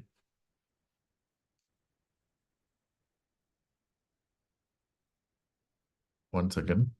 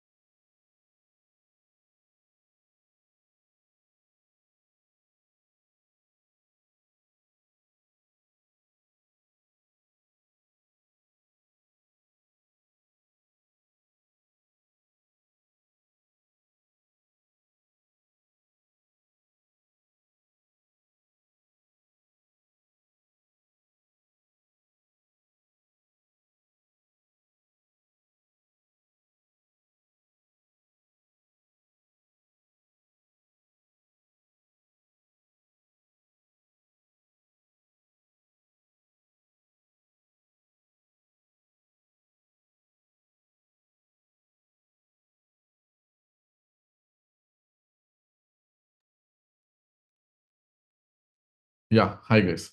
Sorry to disturb. Are you there?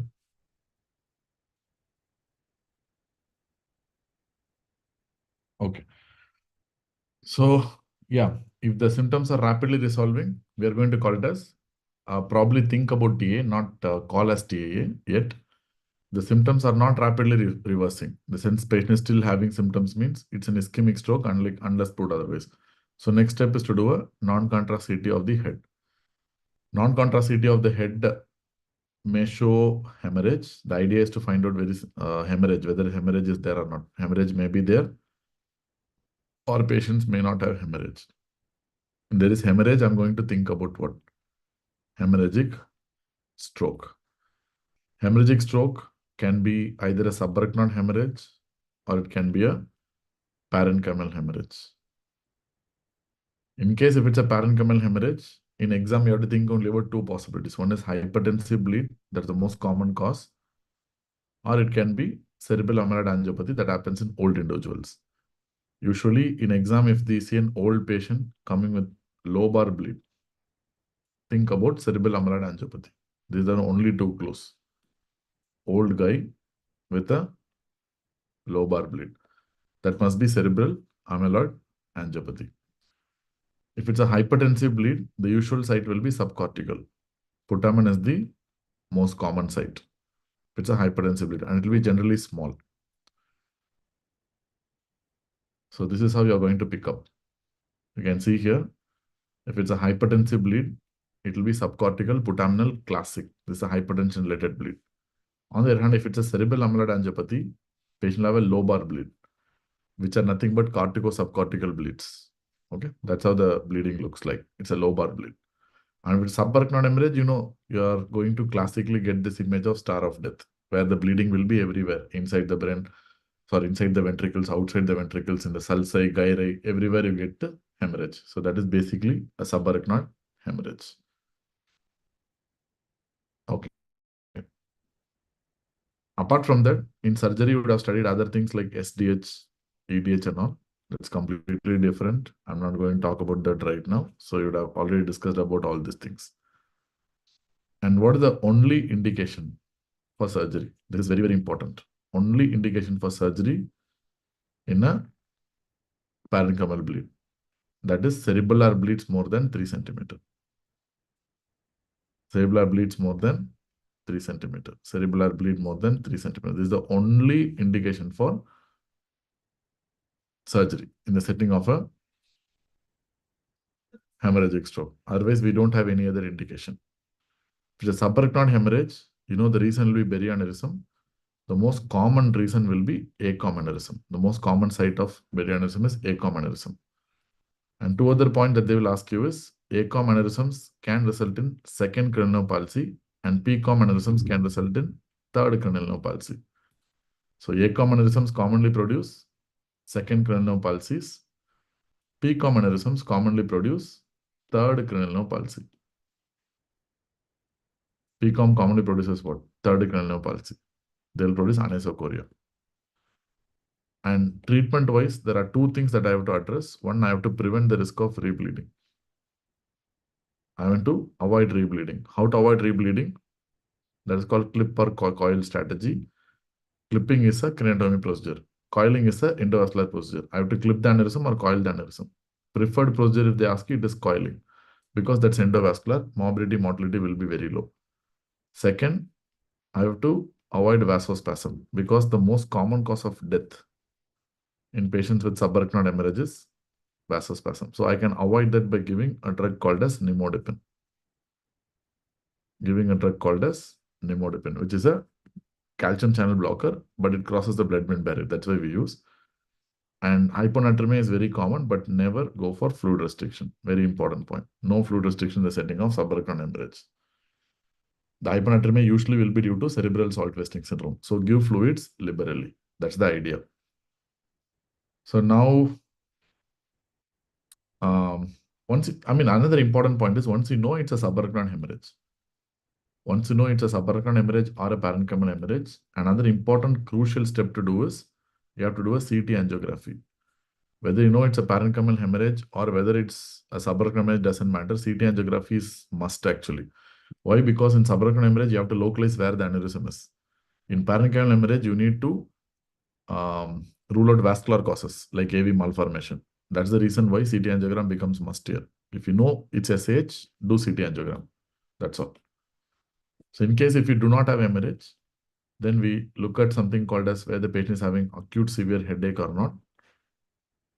Acute severe headache or not. If the patient has history of acute severe headache, then you have to do lumbar puncture to rule out subarachnoid hemorrhage. If there is any xanthochromia, it is subarachnoid hemorrhage unless proved otherwise.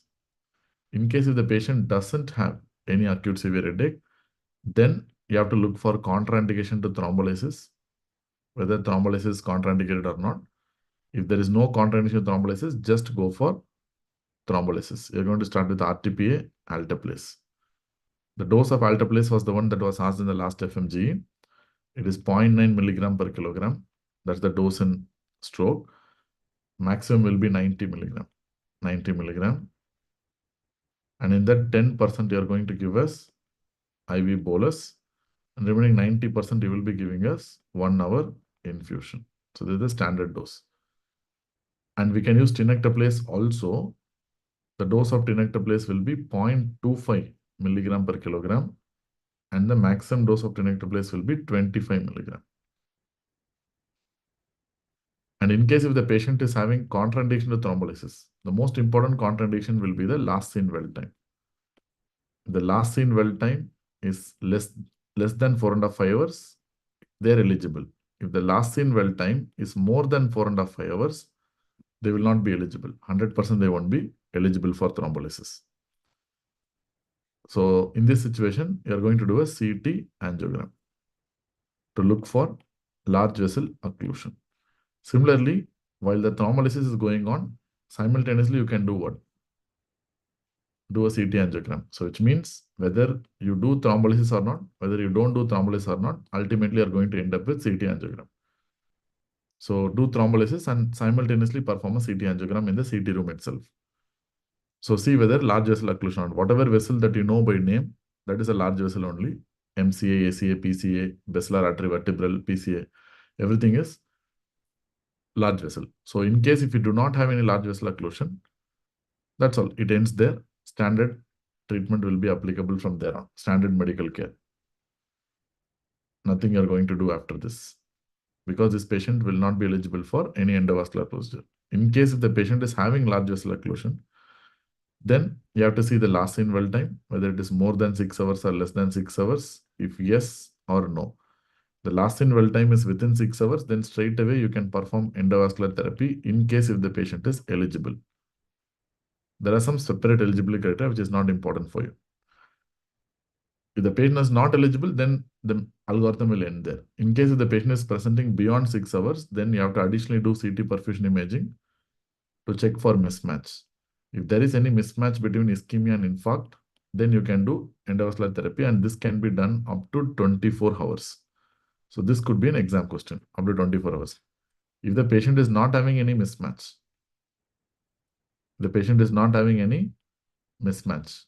between ischemia and infarct zones, then you can defer and the standard medical treatment will be applicable. So this is the example of a infarct core mismatch. Like for example, in diffusion-mediated MRI, whatever you are seeing is infarct.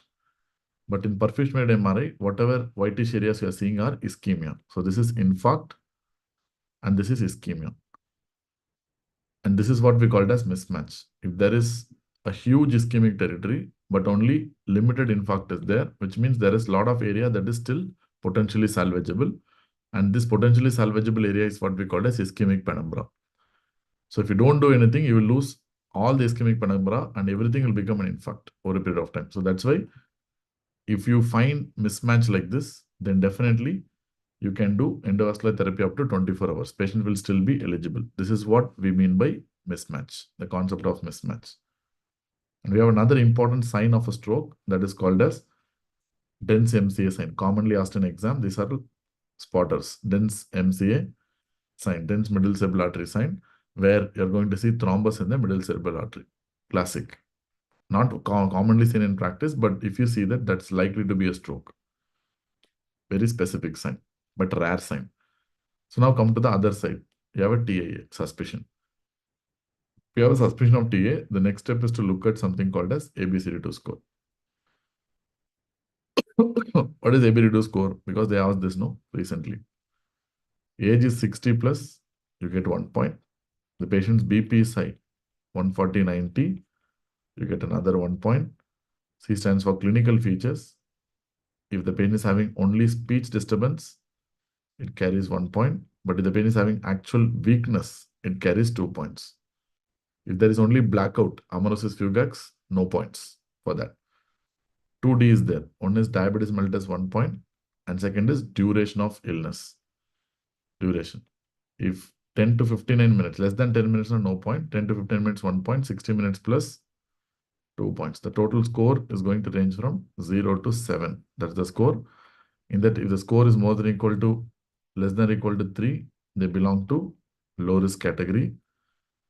And 4 or above, we call it as high risk category. What do you mean by this risk? We are going to look at the risk of developing a subsequent stroke at day 2, day 7, day 90. That's what ABCD score predicts. What is the risk of stroke at day 2, day 7, and day 90?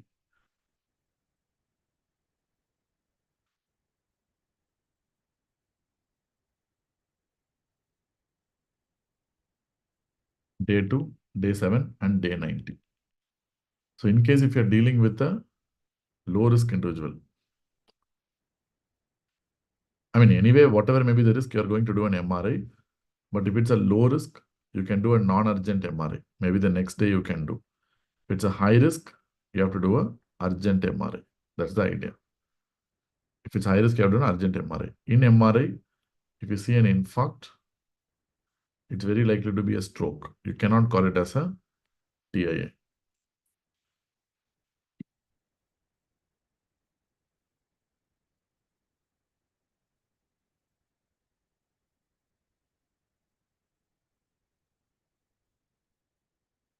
If there is no infarct,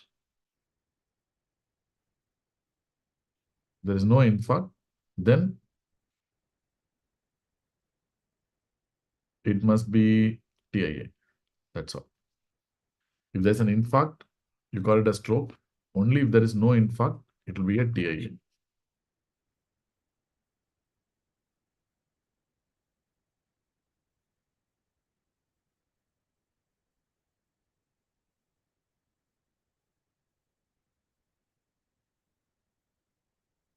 Okay, all right. Are you getting it? Is it understandable at least? So how to approach? I've tried my best to integrate everything, like including the hemorrhage, infarct, TIA, everything into one simple algorithm. That's all. This is the one I used to discuss, but if it's INA-CT, there are so many other things I have to discuss. But in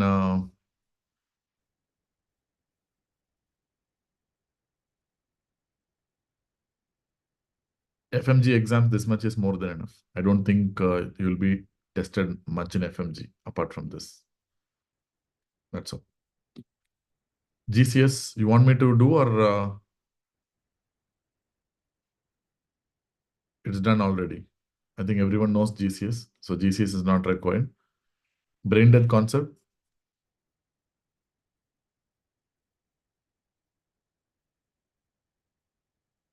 Okay, fine. This also has been done already. So let us don't discuss. Then what else is there? Stroke localization is a very low yielding information. So it's not a very high yielding information in the first place, to be honest. And all other things we have done already. It's not that important. So whatever is important, we have done. Nothing else is required. We have done, and I think it's enough. We have done for so long, man. 12 hours. Okay, fine.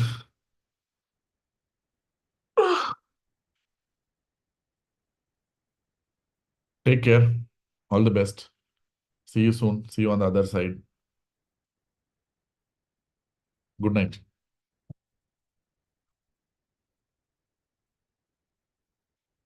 In Cerebellum, we have tried our best to work it up as much as possible.